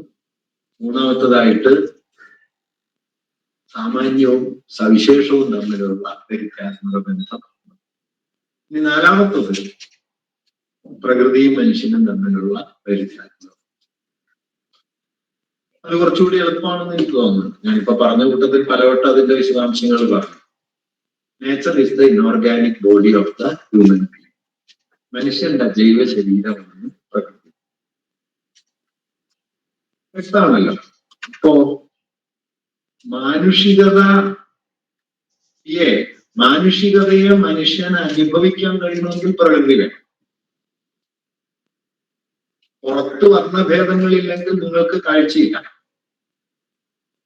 പുറത്ത് വായുവില്ലെങ്കിൽ നിങ്ങൾക്ക് ശ്വസനമില്ല, പുറത്ത് ഗന്ധമില്ലെങ്കിൽ നമുക്ക് ഘ്രാണമില്ല, പുറത്ത് പ്രതലങ്ങളൊന്നുമില്ലെങ്കിൽ നമുക്ക് സ്പർശില്ല. അതുകൊണ്ട് ഇന്ദ്രിയജ്ഞാനം എന്ന് നാം പറയുന്നത് തന്നെ ഇന്ദ്രിയജ്ഞാനമല്ല. നിങ്ങളുടെ ഇന്ദ്രിയം പ്രവർത്തനക്ഷമമാകുന്നത് എപ്പോഴാണ്? പ്രകൃതിക്ക് അതിനോട് എൻഗേജ് ചെയ്യാൻ പറ്റുന്നതുകൊണ്ട് മാത്രം. പ്രകൃതി പുറത്ത് ഇതിനോട് എൻഗേജ് ചെയ്യാൻ പര്യാപ്തമായിട്ടില്ലെങ്കിൽ, ലളിതമായി പറഞ്ഞാൽ പുറത്ത് വായില്ലെങ്കിൽ എന്ത് ശ്വസിക്കും? പുറത്ത് നിറങ്ങളൊന്നുമില്ലെങ്കിൽ എന്ത് കാണും? പുറത്ത് ഗന്ധങ്ങളൊന്നുമില്ലെങ്കിൽ എന്ത് നിങ്ങൾക്ക് മണത്തറിയാൻ പറ്റും? പുറത്ത് പ്രതലങ്ങളൊന്നുമില്ലെങ്കിൽ എന്ത് തൊട്ടറിയാൻ പറ്റും? അപ്പുറത്തൊരാളില്ലെങ്കിൽ ആരോട് സംസാരിക്കും? അപ്പൊ അതുകൊണ്ട് പ്രകൃതി എന്നതാണ് മാനുഷികമായ നിലനിൽപ്പിന്റെ അടിപ്പടം. അതുകൊണ്ടാണ് മാർക്സ് പറഞ്ഞത് ഇനോർഗാനിക് ബോഡി. പക്ഷെ ഓർഗാനിക് അല്ല, ആ പ്രയോഗം ശ്രദ്ധിക്കണം. ഓർഗാനിക് ബോഡി എന്ന് പറയുന്നത് ഇതാണ്, അതൊരു സവിശേഷ വസ്തുതയാണ്. പക്ഷെ ഈ ഓർഗാനിക് ബോഡിയുടെ വെറും എക്സ്റ്റൻഷൻ അല്ല പ്രകൃതി, വെറും എക്സ്റ്റൻഷൻ അല്ല. ഓർഗാനിക് ബോഡിയെ സാധ്യമാക്കിക്കൊണ്ടും എന്നാൽ ഓർഗാനിക് ബോഡിയിൽ നിന്ന് വേറിട്ടു. ഓർഗാനിക് ബോഡിയുടെ സ്വാഭാവികമായൊരു തുടർച്ചയാണ് പ്രകൃതി എന്ന് ധരിച്ചാൽ എന്ത് പറ്റുമെന്ന് വെച്ച് കഴിഞ്ഞാൽ നമ്മുടെ സെൽഫിനെ നമ്മൾ പ്രകൃതിയോളം ഇൻഫ്ലേറ്റ് ചെയ്യും. അത് ശരിയല്ല. ഞാൻ തന്നെയാണ് പ്രകൃതി എന്ന് കരുതിയാൽ ഈ കണ്ടതൊക്കെ ഞാനാണ് എന്നൊരു തോന്നല് വരും. പിന്നെ നിൽക്കുന്നില്ല, അങ്ങനെയല്ല. പക്ഷെ ഞാനായിരിക്കണമെങ്കിൽ ഈ കണ്ടതെല്ലാം വേണം. അതുകൊണ്ട് ഞാൻ എന്ന് പറയുന്നത് എന്റെ ശാരീരികമായ ഉണ്മയും ആ ശാരീരികമായ ഉണ്മയെ സാധ്യമാക്കുന്ന പ്രാകൃതികമായ ഉണ്മയുമാണ്. ഓക്കെ, പ്രാകൃതികമായ ഉണ്മയുടെ അഭാവത്തിൽ ശാരീരിക ഉണ്മയില്ല. പ്രാകൃതികമായ ഉണ്മയ്ക്കകത്തുള്ള ഈ ശാരീരികതയിലാണ് പ്രകൃതിയെ ഞാൻ അറിയുന്നത്. ഇതാണ് വ്യത്യാസം. മാനുഷികമായിട്ട് പ്രകൃതി അറിയാൻ പറ്റുള്ളൂ. എങ്കിൽ ആകാശം, ഒന്നാമത് ആകാശം എന്ന് പറയുന്ന ഒരു സാധനം തന്നെയില്ല. ഒരു ഇല്ലായ്മയെ പേരിട്ട് വിളിക്കുകയാണല്ലോ ആകാശം. ഇന്ത്യക്കാര് വലിയ സങ്കല്പം ഉണ്ടായിരുന്നു, ചിതാകാശം. അവർക്കറിയാം. ചിത്വസമ്പരം, ചിദംബരം. ഒരു ക്ഷേത്രമൊക്കെ ഉണ്ട്, ഒരു അമ്പലത്തിന് കിടാൻ പറ്റിയ ഏറ്റവും നല്ല പേരാണ് ചിദംബരം. ഇല്ലല്ലോ, അങ്ങനെയും കൂടി. പക്ഷെ എന്തൊരു മനോഹരമായ കൽപ്പനയാണ്. ഇപ്പൊ ഒന്നും പറയാനും പറ്റില്ല, എല്ലാം പൊളിറ്റിക്കലി കറക്റ്റാണ്. ചിദംബരം. കാരണം മനസ്സിന് ആകാശത്തിനുള്ള ഒരു സവിശേഷത എന്താന്ന് വെച്ച് കഴിഞ്ഞാല് രണ്ടിനും അതിരൊന്നുമില്ല. ആകാശത്തിന് ഏതാ അതിരെന്ന് ചോദിച്ചു കഴിഞ്ഞാൽ നിങ്ങൾ സങ്കല്പിക്കണമെന്ന് അതിര്. ഉള്ളതിനൊക്കെ അതിരുള്ളൂ, ഇല്ലാത്തതിന് അതിരില്ല. എന്തും ആകാം, എത്രത്തോളം വലുതാകാം, എത്രത്തോളം ചെറുതുമാകാം. ഇങ്ങനെ മനസ്സ് ഒരു വസ്തുരൂപത്തോട് ചേർത്ത് വെക്കാൻ പറ്റുമെങ്കിൽ, ഒരു പ്രപഞ്ച പ്രതിഭാസത്തോട് ചേർത്ത് വെക്കാൻ പറ്റുമെങ്കിൽ ചേർക്കാവുന്ന ഏറ്റവും നല്ല സംഗതിയാണ് ആകാശം. അപ്പൊ അത് രണ്ടും ചേർന്നിട്ട് ചിദംബരം എന്നൊക്കെ ഒരു സങ്കല്പവും ഇവിടെ നടരാജൻ എന്നതും ഒക്കെ വേറൊരു നിലയിൽ നല്ല ഭംഗിയുള്ള കൽപ്പനകളാണ്. അതുകൊണ്ട് ഞാൻ പറഞ്ഞ ആശയം എന്താന്ന് വെച്ച് കഴിഞ്ഞാൽ, അപ്പൊ പ്രകൃതി എന്നത് മാനുഷികമായ നിലനിൽപ്പിന്റെ ആധാരമാണ്. പക്ഷെ പ്രകൃതി മാനുഷികതയുടെ വെറും തുടർച്ചയല്ല. പ്രകൃതിയുടെ അഭാവത്തിൽ മാനുഷികത സാധ്യവുമില്ല. പ്രകൃതി നമുക്ക് അനുഭവവേദ്യമാകുന്നത് മാനുഷികമായിട്ടാണ്. വ്യക്തമാണ്. തിരിച്ച് മാനുഷികത സാധ്യമാകുന്നത് പ്രാകൃതികമായിട്ടാണ്. അതുകൊണ്ട് മാനുഷികമാകുന്ന പ്രകൃതിയും പ്രാകൃതികമാകുന്ന മാനുഷികതയും, മനുഷ്യന്റെ അന്യവൽക്കരണത്തിന്റെ പടവുകൾ പിന്നിട്ട്, ഞാൻ നേരത്തെ പറഞ്ഞതുപോലെ മനുഷ്യൻ അതേ സമയം പ്രാകൃതിക ജീവിയും മാനുഷിക ജീവിയും. പ്രകൃതിയിൽ ഇടപെട്ട് അതിനെ രൂപാന്തരപ്പെടുത്തുന്ന ജീവിയാണ് മനുഷ്യൻ. അപ്പൊ പ്രാകൃതികമായ അസ്തിത്വത്തെ മാനുഷിക സത്തയിലേക്ക് വികസിപ്പിക്കുന്ന ഒരു ജീവിയാണ്. നമ്മൾ പ്രകൃതിയിലെ ഒരു ജന്തുവാണ്. ആ ജന്തു മറ്റേത് ജന്തുവിനെയും പോലെ. ആ പ്രകൃതിയിലെ മറ്റേതൊരു ജന്തുവിൽ നിന്ന് മാറി മാനുഷിക സത്തയിലേക്ക് വികസിച്ചുകൊണ്ടേയിരിക്കുന്ന ഒരു ജന്തുവാണ് മനുഷ്യൻ. ഇപ്പൊ ജന്തു എന്ന നിലയിൽ പ്രകൃതിക്കുള്ളിലാണ്. പക്ഷേ പ്രാകൃതിക അസ്തിത്വത്തിൽ നിന്ന് മാനുഷിക സത്തയിലേക്ക് വികസിക്കുന്ന ഒരു ജന്തു എന്ന നിലയിൽ പ്രകൃതിയിൽ നിന്ന് വ്യത്യസ്തവുമാണ്. ഇത് രണ്ടും ഒരുമിച്ചാണ്. ആ നിലയിൽ മനുഷ്യൻ എന്ത് ചെയ്യുന്നു എന്ന് വെച്ച് കഴിഞ്ഞാൽ, ഒരു ഭാഗത്ത് പ്രകൃതിയെ മാനുഷികീകരിക്കും, മറുഭാഗത്ത് സ്വയം പ്രകൃതിയാണ്. തന്റെ ഹ്യൂമൻ നേച്ചറിനെ നേച്ചറലൈസ് ചെയ്യുക, നേച്ചറിനെ ഹ്യൂമനൈസ് ചെയ്യുക. ഈ മാനുഷിക പൂർണ്ണത എന്ന് പറഞ്ഞു കഴിഞ്ഞാൽ മാർക്സിന്റെ ഭാഷയില് ഈ വ്യത്യാസത്തെ നിർദ്ധാരണം ചെയ്യുക, അവസാനിപ്പിക്കണം. വ്യക്തമല്ല. അതുകൊണ്ട് മനുഷ്യൻ എന്നത് പ്രകൃതിയിലും പ്രകൃതി മാനുഷികതയിലും നിലനിൽക്കുന്ന ഒന്നാണ് മനുഷ്യാവസ്ഥ. പക്ഷെ ഇവിടെ ഒരു കാര്യം ഓർക്കണം കേട്ടോ, പ്രകൃതിയുടെ മാനുഷികീകരണം എന്നത് മനുഷ്യന്റെ അടിസ്ഥാന സ്വഭാവമാണ്. നമ്മുടെ കാൽപ്പനിക പ്രകൃതിവാദികളൊക്കെ പറയുന്നത് പോലെ മനുഷ്യൻ പ്രകൃതിയിൽ ഇടപെടുന്നേ ഇല്ല, പ്രകൃതിയുടെ ഭാഗമാകണം എന്നതൊന്നും സാധ്യമല്ല കേട്ടോ. കൃഷി പ്രകൃതിയിൽ ഇടപെടലാണ്. ആദ്യത്തെ പ്രകൃതിയിലെ മനുഷ്യന്റെ ഇടപെടലാണ് കൃഷി. പിന്നെ എങ്ങനെ എത്ര ഇടപെടലുകൾ, അതിന്റെയൊക്കെ ഫലമായിട്ടാണ് ഇവിടെ ഗിരിഞ്ഞി ഡയലോഗ് അടിക്കുന്നത്. പണ്ട്, വളരെ പണ്ട് രസമുള്ള ഒരു സംഭവം എനിക്ക് ഓർമ്മയുണ്ട്. നമ്മുടെ PK കാളനുണ്ട്, ആദിവാസി നേതാവൊക്കെ ആയിരുന്നു PK കാളൻ. ഒരു ഓണ ദിവസത്തിൽ, അന്ന് ടെലിവിഷനൊക്കെ വന്നു തുടങ്ങുന്നേ ഉള്ളൂ, മീൻസ് ദൂരദർശനുണ്ട് അല്ലാത്ത. അപ്പൊ ഒരു ചർച്ചയില് നമ്മുടെ കൂട്ടുകാർ പണ്ഡിതന്മാരെല്ലാണ്ട് കാളനുണ്ട്. അപ്പൊ ഇവരെല്ലാം ഇങ്ങനെ പറയുന്നു, പഴയ കാലത്ത് നല്ല കാലമായിരുന്നു, നല്ല പ്രശാന്ത സുന്ദരം, ഇപ്പൊ എല്ലാം ഇങ്ങനെയൊക്കെ വർഷമായി എന്നൊക്കെ പറയുന്നത്. കാലഘട്ടമൊന്നും പറയുന്നില്ല. ഇവരിങ്ങനെ പറഞ്ഞു കുറെ ഒരു മൂത്ത് കഴിഞ്ഞപ്പോ മൂപ്പര് പറഞ്ഞു, പക്ഷെ ഒരു കുഴപ്പമുണ്ടായിരുന്നു, എനിക്കൊന്നും ഇങ്ങനെ ഇപ്പൊ വർത്താനം പറയാൻ പറ്റില്ല. അത് ആ മർമ്മത്തിലാ മൂപ്പര് തൊടുന്നത്. എനിക്ക് കൂടി വർത്താനം പറയാൻ പറ്റിയത് ഈ സ്പേസ് ഇല്ല. ആ സ്പേസിൽ അതിന്റെ ഇതിൽ ഇത്രേ കാണേണ്ടതുള്ളൂ. പുതിയതാകെ നല്ലതാണെന്നോ പഴയതാകെ ചീത്തയാണെന്നോ ഒന്നുമല്ല ഞാൻ പറഞ്ഞു. നല്ലത് മാത്രമായിട്ടൊരു കാലവും ചീത്ത മാത്രമായിട്ടൊരു കാലവും, ഒരു വൈരുദ്ധ്യാത്മക ബന്ധമാണ്. ഏത് ഹിസ്റ്റോറിക്കൽ പോയിന്റും ഒരു വൈരുദ്ധ്യാത്മക ബന്ധമാണ്. അതല്ലാതെ അതിനെ ഫ്രീസ് ചെയ്യും. അതാ എപ്പോഴും പറയും, നമ്മുടെ വിചാര രീതിയുടെ അടിസ്ഥാന തകരാറ് നമ്മൾ ഇതിനെ പിടിച്ചോടെ നിർത്തും. ഒരാളെ പിടിച്ചു നിർത്താൻ പാടില്ല, ഒരു ലോകബന്ധത്തെയും പിടിച്ചു നിർത്താൻ പാടില്ല. മനുഷ്യർ മാറിക്കൊണ്ടിരിക്കുക. അതുകൊണ്ടാണ് വലിയ ആളുകളൊന്നും നിന്നിടത്ത് നിൽക്കാം. അപ്പൊ അംബേദ്കർ മാർക്സും തമ്മിൽ യോജിപ്പിലുള്ള ഒറ്റ പോയിന്റ് എന്താണെന്ന് വെച്ച് കഴിഞ്ഞാൽ അഭിപ്രായ സ്ഥിരത പാടില്ല. രണ്ടുപേരുടെയും സോഴ്സ് ഞാൻ വായിച്ചു നോക്കി.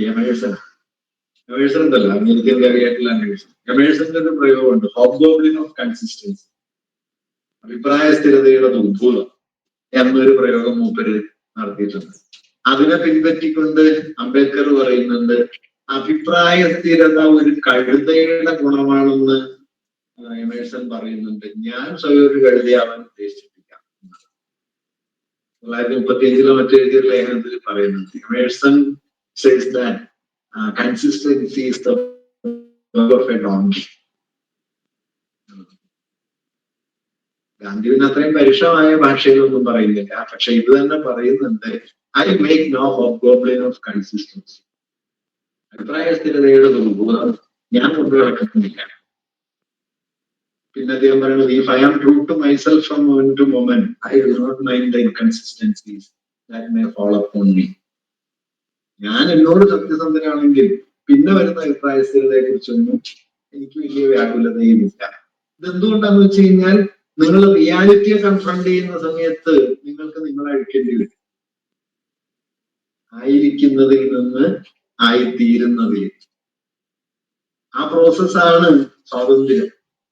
അത് പറഞ്ഞുകൊണ്ടിരിക്കലല്ല. പണ്ട് മുണ്ടശ്ശേരിയെ കുറിച്ച് പറയുന്നു വിജയ മാഷ് പറയുന്നത്, ജീവിതത്തിന്റെ മുഖത്ത് നോക്കി കാണുന്ന സത്യങ്ങൾ വിളിച്ചു പറയലാണ്, അല്ലാതെ പറഞ്ഞുകൊണ്ടിരിക്കലല്ല ഒരാളുടെ ഉത്തരവാദിത്വം. മാഷ വന്നിട്ട് പറയും, 50 കൊല്ലം ഒരാൾ ഒരേ അഭിപ്രായം തന്നെയാണ് പറഞ്ഞെങ്കിൽ അതിന് രണ്ടർത്ഥമേ ഉള്ളൂ. ഒന്നുകിൽ അയാൾക്ക് ഒന്നും മനസ്സിലായിട്ടില്ല, അല്ലെങ്കിൽ അയാൾ നാട്ടുകാരെ പറ്റിക്കും. എന്നല്ലാതെ നിങ്ങൾക്ക് ഇതെന്ത് പറഞ്ഞുകൊണ്ടിരിക്കാൻ പറ്റില്ല. You have to change. അപ്പൊ ഇത് നമ്മൾ ഈ പ്രകൃതി മനുഷ്യന് എന്നുള്ള ബന്ധത്തിലും ഇത് ഓർക്കേണ്ടതുണ്ട്. പ്രകൃതിയുടെ മാനുഷികീകരണം എന്നത് അനന്തമൊന്നുമല്ല, അതിനതിരുണ്ട്.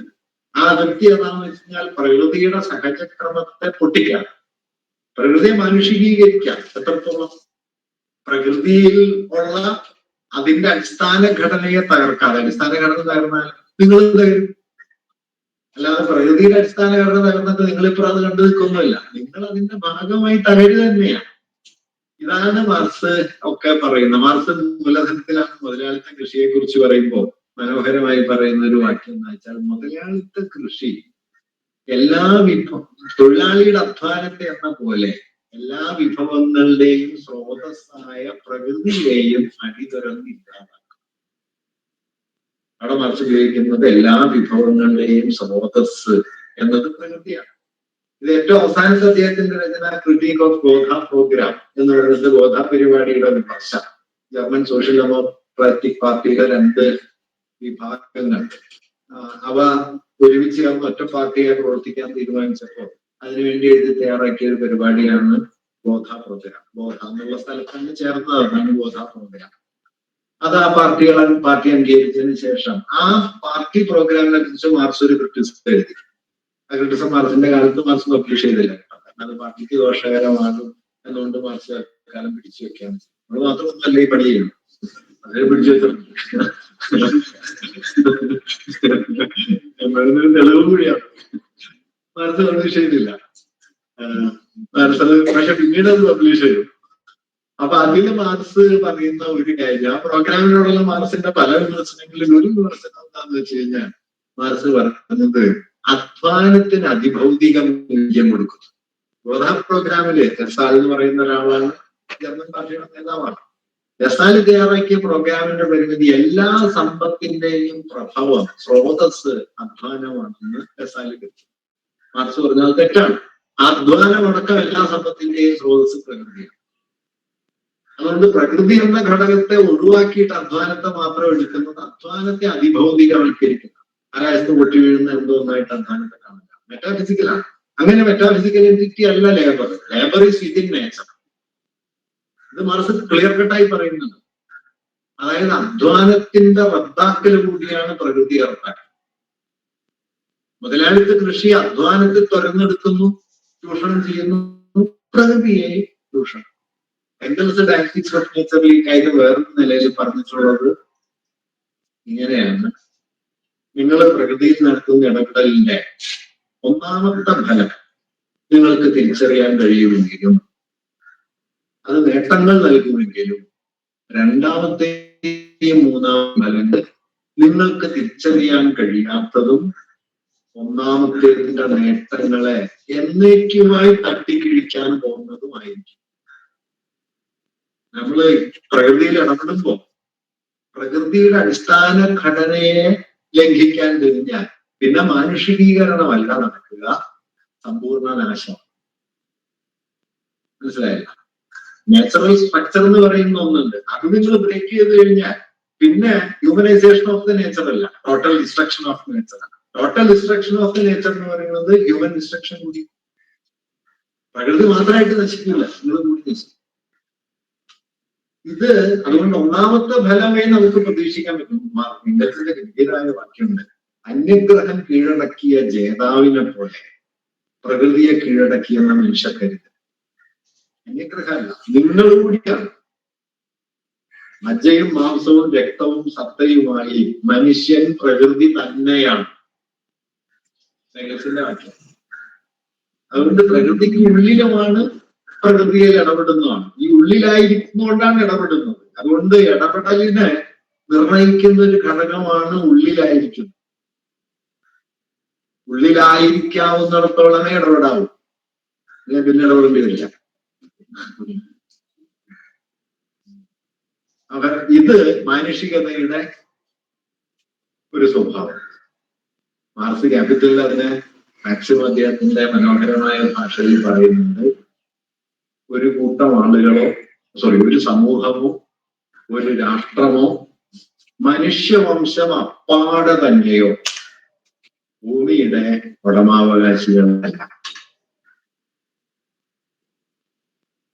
ഇനിയുള്ളത് പൊളിറ്റിക്കലി കറക്റ്റ് അല്ല. തനിക്ക് കൈവന്ന സമ്പത്ത്, ഉത്തമനായ ഒരു കുടുംബനാഥൻ തനിക്ക് കൈവന്ന സമ്പത്ത് കൂടുതൽ മെച്ചപ്പെട്ട നിലയിൽ അനന്തര തലമുറയ്ക്ക് കൈമാറുന്നത് പോലെ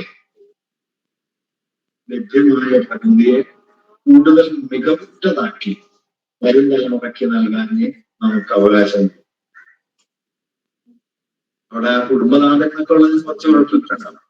എന്നാൽ ആ പോയിന്റ് പ്രധാനം. നിങ്ങൾക്ക് കിട്ടിയത് ഇതിനേക്കാൾ മെച്ചപ്പെട്ട നിലയിൽ അടുത്ത തലമുറയ്ക്ക് കൈമാറുക എന്നുള്ളത് നിങ്ങളുടെ ഉടമാവകാശമാണ്.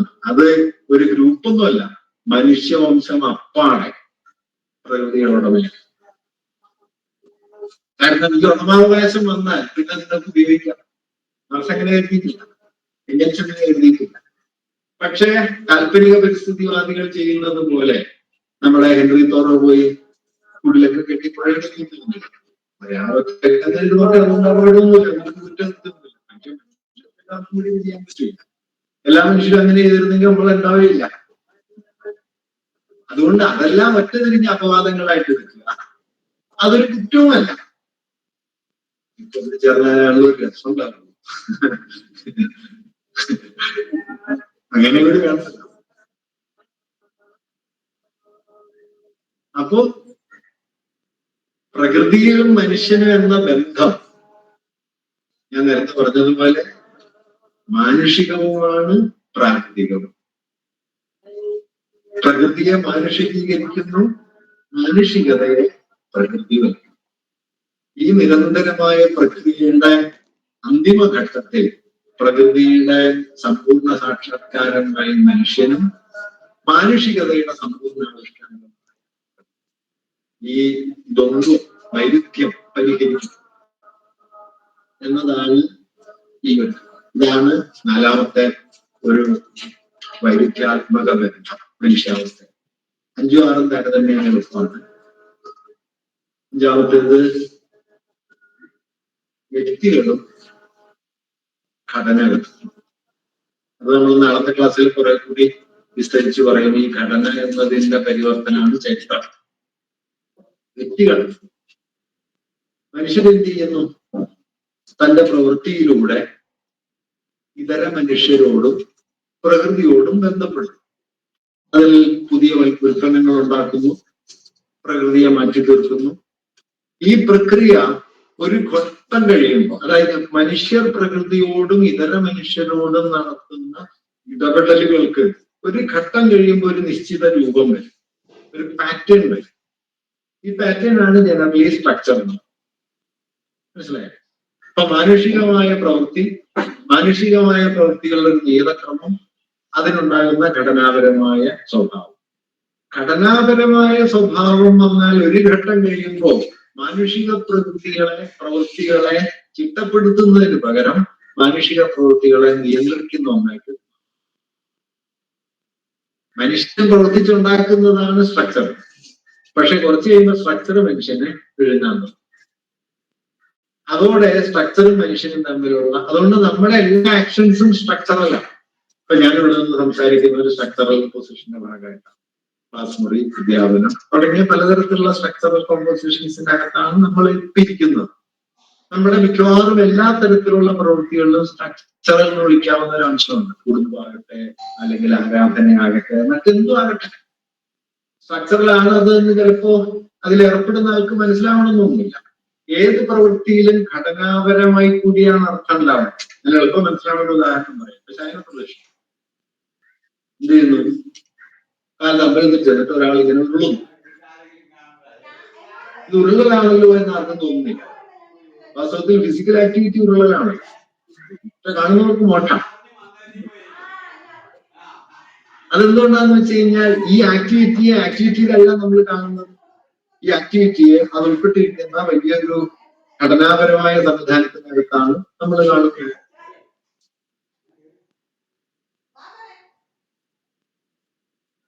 പലരും അതിൽ നിന്ന് മാറി വരും കേട്ടോ. കോവിഡ് കാലത്ത് സച്ചിമാഷി പോസ്റ്റ് കണ്ടു.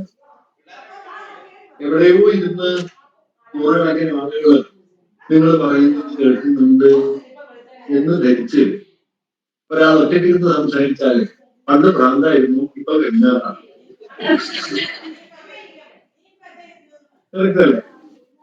ഒറ്റയ്ക്കിരുന്ന് പറയാം, പണ്ട് ഒറ്റയ്ക്കിരുന്ന് പറഞ്ഞ ഭ്രാന്ത.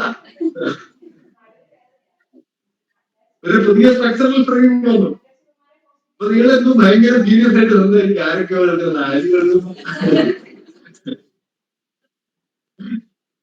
പക്ഷെ ഇത് ഭ്രാന്താണെന്ന് നമ്മൾ കരുതുന്നില്ല. കാരണം പുതിയ സ്ട്രക്ചറൽ ഫ്രെയിം ഉണ്ടാക്കിയിട്ടുണ്ട്.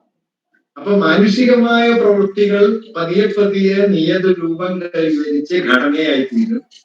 പക്ഷെ ഘടന ഒരു ഘട്ടം കഴിയുമ്പോൾ മാനുഷിക പ്രവൃത്തികളെ തിരിച്ചുപിടിക്കണം. അതിന്റെ സർഗാത്മകവും സ്വതന്ത്രവും ക്രിയാത്മകവുമായ ആവിഷ്കാരം അല്ലാണ്ടായി. അതോടെ ഘടനയും വ്യക്തിയും തമ്മിൽ എന്താ പറയാ, ഘടനകളുടെ പൂർത്തി വ്യക്തികളുടെ സ്വാതന്ത്ര്യവുമായി വൈരുദ്ധ്യപ്പെടാം. ഏറി കുറഞ്ഞ വൈരുദ്ധ്യപ്പെടുള്ളൂ. ഈ ഘടന എന്ന് പറയുന്നതിന് പല തട്ടുകളുണ്ട് കേട്ടോ. അത് ഉൽപാദന ബന്ധങ്ങൾ, ഉൽപാദന ശക്തി രൂപങ്ങൾ, ഉൽപാദന വ്യവസ്ഥ, അതിനു മുകളിൽ ഉയർന്നു വരുന്ന ആശയങ്ങളുടെ വ്യവസ്ഥകൾ, ഇങ്ങനെ ഘടന എന്ന് പറയുന്നത് വളരെ കോംപ്ലിക്കേഷൻ ആണ്. അത് നമുക്ക് അടുത്ത ക്ലാസ്സിൽ ചർച്ച ചെയ്യാം. നാളത്തെ നമ്മുടെ പ്രശ്നം എന്ന് പറയുന്നത് സ്ട്രക്ചറൽ കോമ്പോസിഷൻ ഹിസ്റ്ററി ആയിത്തീരുന്നു. അതിലെങ്ങനെ നമ്മൾ ഇടപെടുന്നുള്ളതാണ് നാളത്തെ ഒരു ആലോചന. പക്ഷെ അപ്പോ എല്ലായ്പ്പോഴും നിങ്ങൾ മതത്തിലാവട്ടെ, ക്ലാസ് മുറിയിലാകട്ടെ, പാർട്ടിയിലാകട്ടെ, ഈ സ്ട്രക്ചറും ഇൻഡിവിജ്വൽ ഏജൻസിയും തമ്മിലുള്ള കോൺഫ്ലിക്റ്റ് ഉണ്ടാക്കാൻ പറ്റില്ല. ചിലര് പൂർണ്ണ സ്വതന്ത്രനാണ് എന്ന് അവർ കരുതുന്നുണ്ട്. അവർ ഈ സ്ട്രക്ചർ എന്താണെന്ന് അറിഞ്ഞിട്ടില്ല എന്ന് മാത്രമേ ഉള്ളൂ. ഈ കോൺഫ്ലിക്റ്റ് ഇല്ലാതാക്കാൻ പറ്റില്ല. കോൺഫ്ലിക്റ്റ് ഓരോ ഘട്ടത്തിലും പല രൂപത്തിൽ വന്നുകൊണ്ടിരിക്കും. അതായത് ഘടനകളും വ്യക്തികളും തമ്മിലുള്ള സംഘർഷത്തിന്റെ പരിഹാരം എന്താണ്? മാനുഷികമായ ഇച്ഛയും സാമൂഹികമായ ഘടനാബന്ധങ്ങളും സമ്പൂർണമായ ഐക്യത്തിലേക്ക്. അതായത് ഒരു വ്യക്തി നിലനിൽക്കുന്നതും പ്രവർത്തിക്കുന്നതും സാർവത്രികതയുടെ സമ്പൂർണ്ണ ആവിഷ്കാരമായിട്ടാവുക. സാർവത്രികത വ്യക്തിയെ സമ്പൂർണമായി സാക്ഷാത്കരിക്കുന്ന ഒന്നുമാവുക. അതിനാണ് മാർക്സ് കമ്മ്യൂണിസ്റ്റ് സമുദായം എന്ന് പറയുന്നത്. കമ്മ്യൂണിസ്റ്റ് സമുദായത്തിന്റെ ആദർശം നിങ്ങൾക്കറിയാമല്ലോ. എല്ലാവരും അവരവരുടെ കഴിവിനനുസരിച്ച് അധ്വാനിക്കുക, എല്ലാവരും അവരവർക്ക് ആവശ്യമുള്ളത് മാത്രം ചെയ്യുക. സോഷ്യലിസ്റ്റ് സമുദായം എന്ന് പറഞ്ഞാൽ എല്ലാവരും അവരവരുടെ കഴിവനുസരിച്ച് അധ്വാനിക്കുക, എല്ലാവരും അവരവരുടെ അധ്വാനത്തിനനുസരിച്ച് ചെയ്യുക. അവസാനത്തേക്ക് അധ്വാനത്തിനനുസരിച്ച്. അതായത് കമ്മ്യൂണിസ്റ്റ് സമുദായം എന്ന് പറയുന്നത് ധാർമ്മികതയുടെ ഉച്ചസ്ഥാനത്താണ്. പരമാവധി നിങ്ങൾ കോൺട്രിബ്യൂട്ട് ചെയ്യുന്നു, വേണ്ടത് മാത്രം എടുക്കും. അങ്ങനെ ഒരു സമുദായം വന്നാൽ പിന്നെ ബലപ്രയോഗങ്ങളുടെ ആവശ്യമില്ല, പിന്നെ മറ്റ് അന്യവൽക്കരണത്തിന്റെ അവസ്ഥയൊന്നുമില്ല. അതാണ് ഭരണകൂടം ഒഴിഞ്ഞു പോകുന്നൊക്കെ മുമ്പര് പറഞ്ഞു. അതൊരു ടോപ്പിയാണ് എന്ന് എഴുതാം. പിന്നെ മനുഷ്യർക്ക് നിലനിൽക്കാൻ ഒരു ടോപ്പിയും വേണം. അത് കർത്താവായിട്ടോ കമ്മ്യൂണിസ്റ്റ് പാർട്ടിയായിട്ടോ എന്തെങ്കിലുമൊക്കെ ആയിട്ട് മനുഷ്യർക്ക് ഒരു ടോപ്പിയ ആവശ്യമുണ്ട് എന്നതാണ് ചരിത്രത്തിലെ മനുഷ്യരുടെ ഇതുവരെയുള്ള വഴി നോക്കിയാൽ കാണാൻ പറ്റില്ല. അപ്പൊ നാലാമത്തെ ഒരു സംഗതി എന്ന് പറയുന്നത് മനുഷ്യാവസ്ഥ വ്യക്തിയുടെ ഉണ്മയും ഘടനാബന്ധങ്ങളും തമ്മിൽ. ആ ഘടനാബന്ധങ്ങൾ സൂക്ഷ്മ രൂപത്തിൽ നമ്മുടെ കുടുംബമോ ഒക്കെയുള്ള ഘടനകൾ മുതല് ഭരണകൂടം, ഉൽപാദന വ്യവസ്ഥ വരെയുള്ള ഉൽപാദന വ്യവസ്ഥ എന്ന് പറയുന്നത് നൂറ്റാണ്ടുകളൊക്കെ നിൽക്കുന്ന ഘടനാരൂപങ്ങളാണെങ്കിൽ നമ്മുടെ തൊഴിലിടത്തിലെ ബന്ധങ്ങൾ, ഗാർഹിക ബന്ധങ്ങൾ എന്നൊക്കെ പറയുന്നത് മിനിമൽ സ്ട്രക്ചറിലാണ്. പക്ഷെ ഈ സ്ട്രക്ചറൽ സ്പേസിനകത്താണ് നമ്മൾ ഇൻഡിവിജ്വൽസ് എന്ന നിലയ്ക്ക് നിലനിൽക്കുന്നതും അനുഭവിക്കുന്നതും ആനന്ദിക്കുന്നതും ഒക്കെ ഘടനയാണ്. മനസ്സിലായി? ഈ ഘടനയ്ക്ക് അമിതമായ ഒരു ഊന്നൽ കൊടുത്ത എല്ലാ ഘടനയാണെന്നാണ് ഈ ഘടനാവാദികൾ പറയുന്നത്. അവർക്ക് ഏതാണ്ട് ഘടന ദൈവത്തെ പോലെ അങ്ങനെ ഘടനയ്ക്ക് പുറത്തിറക്കാൻ പറ്റാത്ത സ്ഥിതി ഉണ്ടാക്കി. അങ്ങനെ മാനവവാദത്തെ ഇല്ലാതാക്കാൻ പുറപ്പെട്ട് അത് മാനവവാദം തിരിഞ്ഞ് ഘടനയായിട്ട് മാറി നോക്കുകയാണ് പിന്നീട് വന്നത് പ്രശ്നം. പക്ഷെ സ്ട്രക്ചർ എന്നുള്ളത് പ്രധാനപ്പെട്ട കാര്യം. ഹ്യൂമൻ ഏജൻസിയെ ആവശ്യത്തിൽ കവിഞ്ഞ് പ്രൊജക്ട് ചെയ്യാൻ പാടില്ല. ഹ്യൂമൻ ഏജൻസി ഇല്ല എന്നും കരുതിയിട്ടില്ല. മാർക്സിന്റെ വളരെ മനോഹരമായ ഒരു വാക്യം ഉണ്ടാകും. ഞാൻ എല്ലാറ്റിനെയും മാർക്സിന്റെ ഉദ്ധരിക്കുന്നത് മൂപ്പരത്രയും പറഞ്ഞുകൊണ്ടാണ് കേട്ടോ, അല്ലാതെ മൂപ്പരെ സ്ഥാപിക്കാനുള്ള ഒരു അധിവാശിയൊന്നും ഉണ്ടായിട്ടല്ല. മാർക്സ് പറയുന്നുണ്ട് മനുഷ്യാവസ്ഥ എന്താണ്? 18th Brumaire of Lily Bonaparte എന്ന് പറയുന്ന ഒരു കൃതിയുണ്ട്. പറ്റുകയാണെങ്കിൽ വായിക്കാൻ പറ്റും. ഇതുപോലത്തെ പോയറ്റിക്കായ ലാംഗ്വേജിൽ പൊളിറ്റിക്കൽ സയൻസ് എഴുതാൻ ലോകത്ത് വേറൊരു പുസ്തകത്തിന് കാണാൻ തുടക്കമാണ്. ആ തുടക്കത്തിന്റെ ഗംഭീരം. Hegel says history repeats. He forgets to add first as tragedy then as farce. Hegel പറയുന്നു ചരിത്രം ആവർത്തിക്കുന്നു. പക്ഷെ ഒരു കാര്യം കൂടി ചേർക്കാൻ മൂപ്പര് മറന്നുപോയി. ആദ്യം ദുരന്തമായും പിന്നെ പ്രശ്നം, പിന്നെ ഒരു കുഴപ്പമുണ്ട്. ആദ്യത്തെ ഒരു പാരഗ്രാഫ് എന്നൊക്കെ പറഞ്ഞാൽ അതുല്യമായ ഭാഷയാണ്. 30 വയസ്സുള്ളൂ. ഞാൻ എത്ര വയസ്സായിട്ടുണ്ടാവുന്നത് ഇടയ്ക്ക് നോക്കും. നമ്മുടെ പ്രായം നമുക്ക് തന്നെ ഒരു ആത്മാവം തോന്നും, എന്തിനിങ്ങനെ ജീവിക്കുന്നു. പിന്നെ മാത്രമേ കോട്ടയം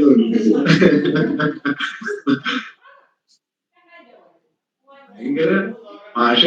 അതാ ഞാൻ ഈ രാജീവിന്റെ ഒരു പുസ്തകം മാനിഫെസ്റ്റോ പഠനങ്ങൾ വന്നപ്പോ അതിനുവേണ്ടി മാനിഫെസ്റ്റോ വായിച്ച് റെക്കോർഡ് ചെയ്തിട്ട് QR കോഡ് വഴി അത് ചേർക്കാം. വായിക്കുമ്പോഴാണ് എന്തൊരു പോയിട്രിയുള്ള ഭാഷയാണ്. വലിയ കവികളെയൊക്കെ നമ്മൾ വായിക്കുമ്പോൾ അതിനകത്തുള്ള ഭാഷയുടെ ഒരു സംഗീതം നമുക്ക് ഇതിലേക്ക് കിട്ടും. മാതിരി ഒരു ഭാഷ ഭയങ്കര മഴക്കത്തെ. അത് നമുക്ക് അനുഭവിക്കും. അപ്പൊ മാർക്സ് ഈ ഒരു സിറ്റുവേഷനെ കുറിച്ച് ഘടനയും വ്യക്തിയും തമ്മിലുള്ള ഒരു വൈരുദ്ധ്യാത്മക ബന്ധത്തെ മാർക്സ് ഒറ്റ വാക്യത്തിൽ പറയുന്നുണ്ട്, men makes history. Men make history. മനുഷ്യർ ചരിത്രം ഉണ്ടാക്കും. Not according to his own wish but in the given conditions. തന്റെ ഇച്ഛയ്ക്കനുസരിച്ചല്ല, ലഭ്യമായ സാഹചര്യങ്ങൾ. രണ്ട് കമ്പോണന്റും ചേരുകയാണ്. ചരിത്രം നിർമ്മിക്കുന്നത് മനുഷ്യരാണ്, ഒരു സംശയമില്ല. പക്ഷെ തന്റെ ഇഷ്ടം പോലെയല്ല. ഹ്യൂമൻ ഏജൻസി എന്ന് പറയുന്നത് അതിലില്ലാത്തൊരു നിർമ്മാണ ശേഷി ഒന്നല്ല. ഹ്യൂമൻ ഏജൻസിയാണ് നിർമ്മിക്കുന്നത്.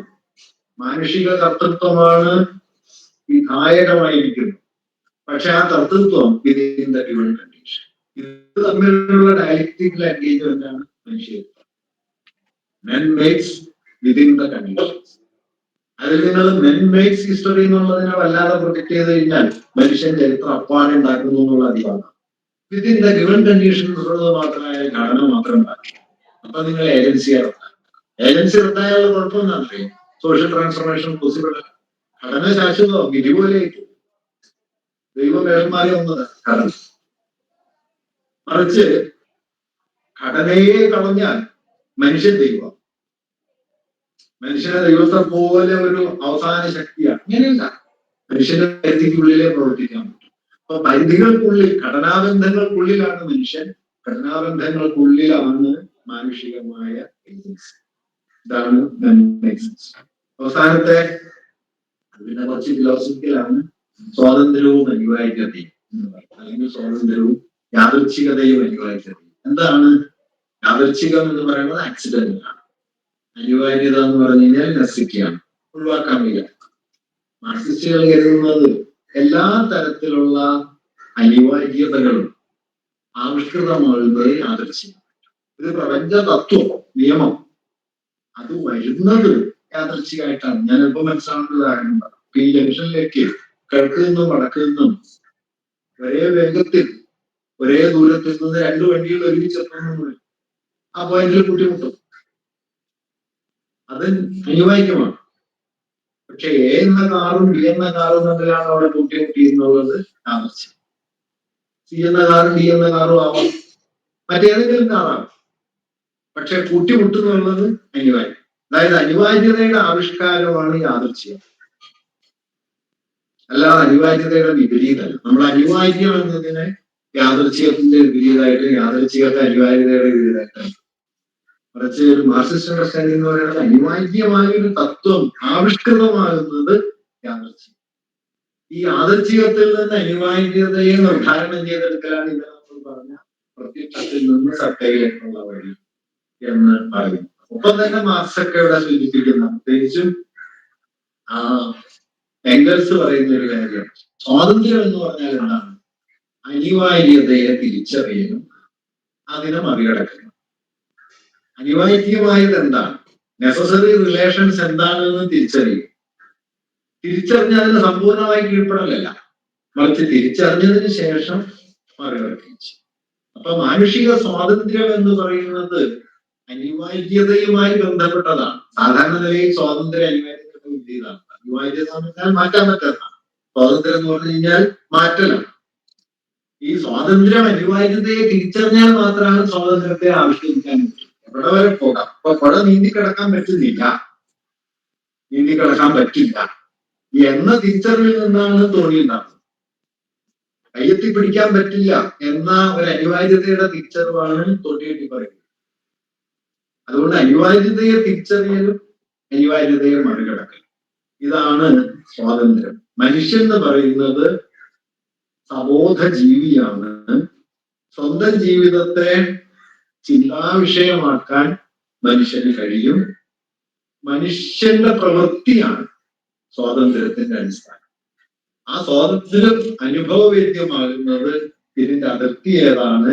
അനിവാര്യതയെ തിരിച്ചറിയാനും അതിനെ മറികടക്കാനും കഴിയുന്നത് സബോധ ജീവി എന്ന മനുഷ്യന്റെ. ഇങ്ങനെ ഈ 6 ഘടകങ്ങൾ എടുത്താൽ, ഞാനിപ്പോ 6 ഘടകങ്ങളെ കുറിച്ച് പറഞ്ഞു. മനുഷ്യാസ്തിത്വം, അസ്തിത്വം, ബോധം എന്നത്, വ്യക്തിയും സമൂഹവും എന്നത്, മനുഷ്യനും ഘടനയും എന്നത്, മനുഷ്യനും പ്രകൃതിയും എന്നത്, സ്വാതന്ത്ര്യവും അനിവാര്യതയും എന്നത്, സവിശേഷതയും സാമാന്യതയും. ഇവയൊന്നും പരസ്പര വിരുദ്ധങ്ങളല്ല, വൈരുദ്ധ്യാത്മകമായ ബന്ധങ്ങളാണ്. ഈ വൈരുദ്ധ്യാത്മക ബന്ധങ്ങൾക്കുള്ളിൽ മാത്രമാണ് മാനുഷികത നിലനിൽക്കുന്നത്. ഈ വൈരുദ്ധ്യാത്മക ബന്ധങ്ങൾക്കുള്ളിലാണ് എന്നതുകൊണ്ട് തന്നെ അവ നിരന്തരം ചലനാത്മകമാണ്, നിരന്തരം സംഘർഷരഹിതവും ആണ്. ഈ ചലനാത്മകതയും സംഘർഷാത്മകതയുമാണ് മാനുഷികതയുടെ അടിസ്ഥാനം. അതുകൊണ്ട് ഞാൻ ആദ്യം പറഞ്ഞ വചനത്തിലേക്ക് തിരിച്ചു വരാം. സാമൂഹികവും ചരിത്രപരവുമായ അസ്തിത്വമാണ് മാനുഷികത. സാമൂഹികവും ചരിത്രപരവുമായ മനുഷ്യാസ്തിത്വത്തിന്റെ നിർണായക തത്വമാണ് വൈരുദ്ധ്യം. സാമൂഹികവും ചരിത്രപരവുമായ മനുഷ്യാസ്തിത്വത്തെ നമുക്ക് അസ്തിത്വം, ബോധം, പ്രകൃതി, മനുഷ്യൻ, വ്യക്തി, സമൂഹം, വ്യക്തിപരമായത്, ഘടനാപരമായത്, സവിശേഷമായത്, സാമാന്യമായത്, സ്വാതന്ത്ര്യം, അനിവാര്യം എന്നിങ്ങനെയുള്ള വൈരുദ്ധ്യാത്മക ബന്ധങ്ങളായിട്ട് മനസ്സിലാക്കാം. ഈ വൈരുദ്ധ്യാത്മക ബന്ധങ്ങളുടെ വിവിധ അനുപാതത്തിലുള്ള കൂടിക്കലരുകൾക്കുള്ളിലാണ് മാനുഷികമായ ഉണ്മ സാധ്യം.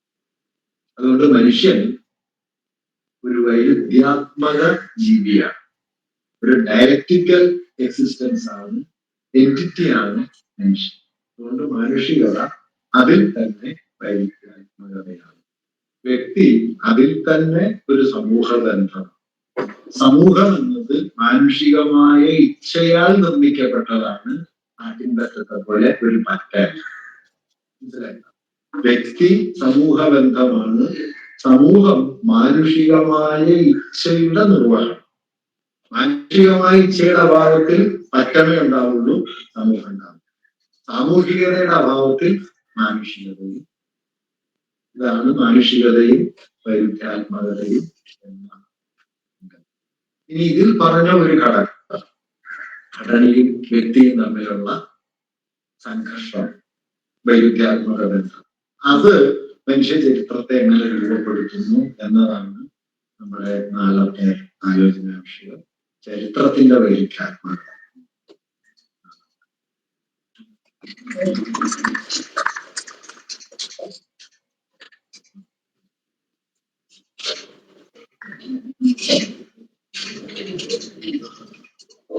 ഒരു 10 മിനിറ്റ് ടീ ബ്രേക്കാണ്. കൃത്യം 4 മണിക്ക് തന്നെ എല്ലാവരും തിരിച്ചെത്തും.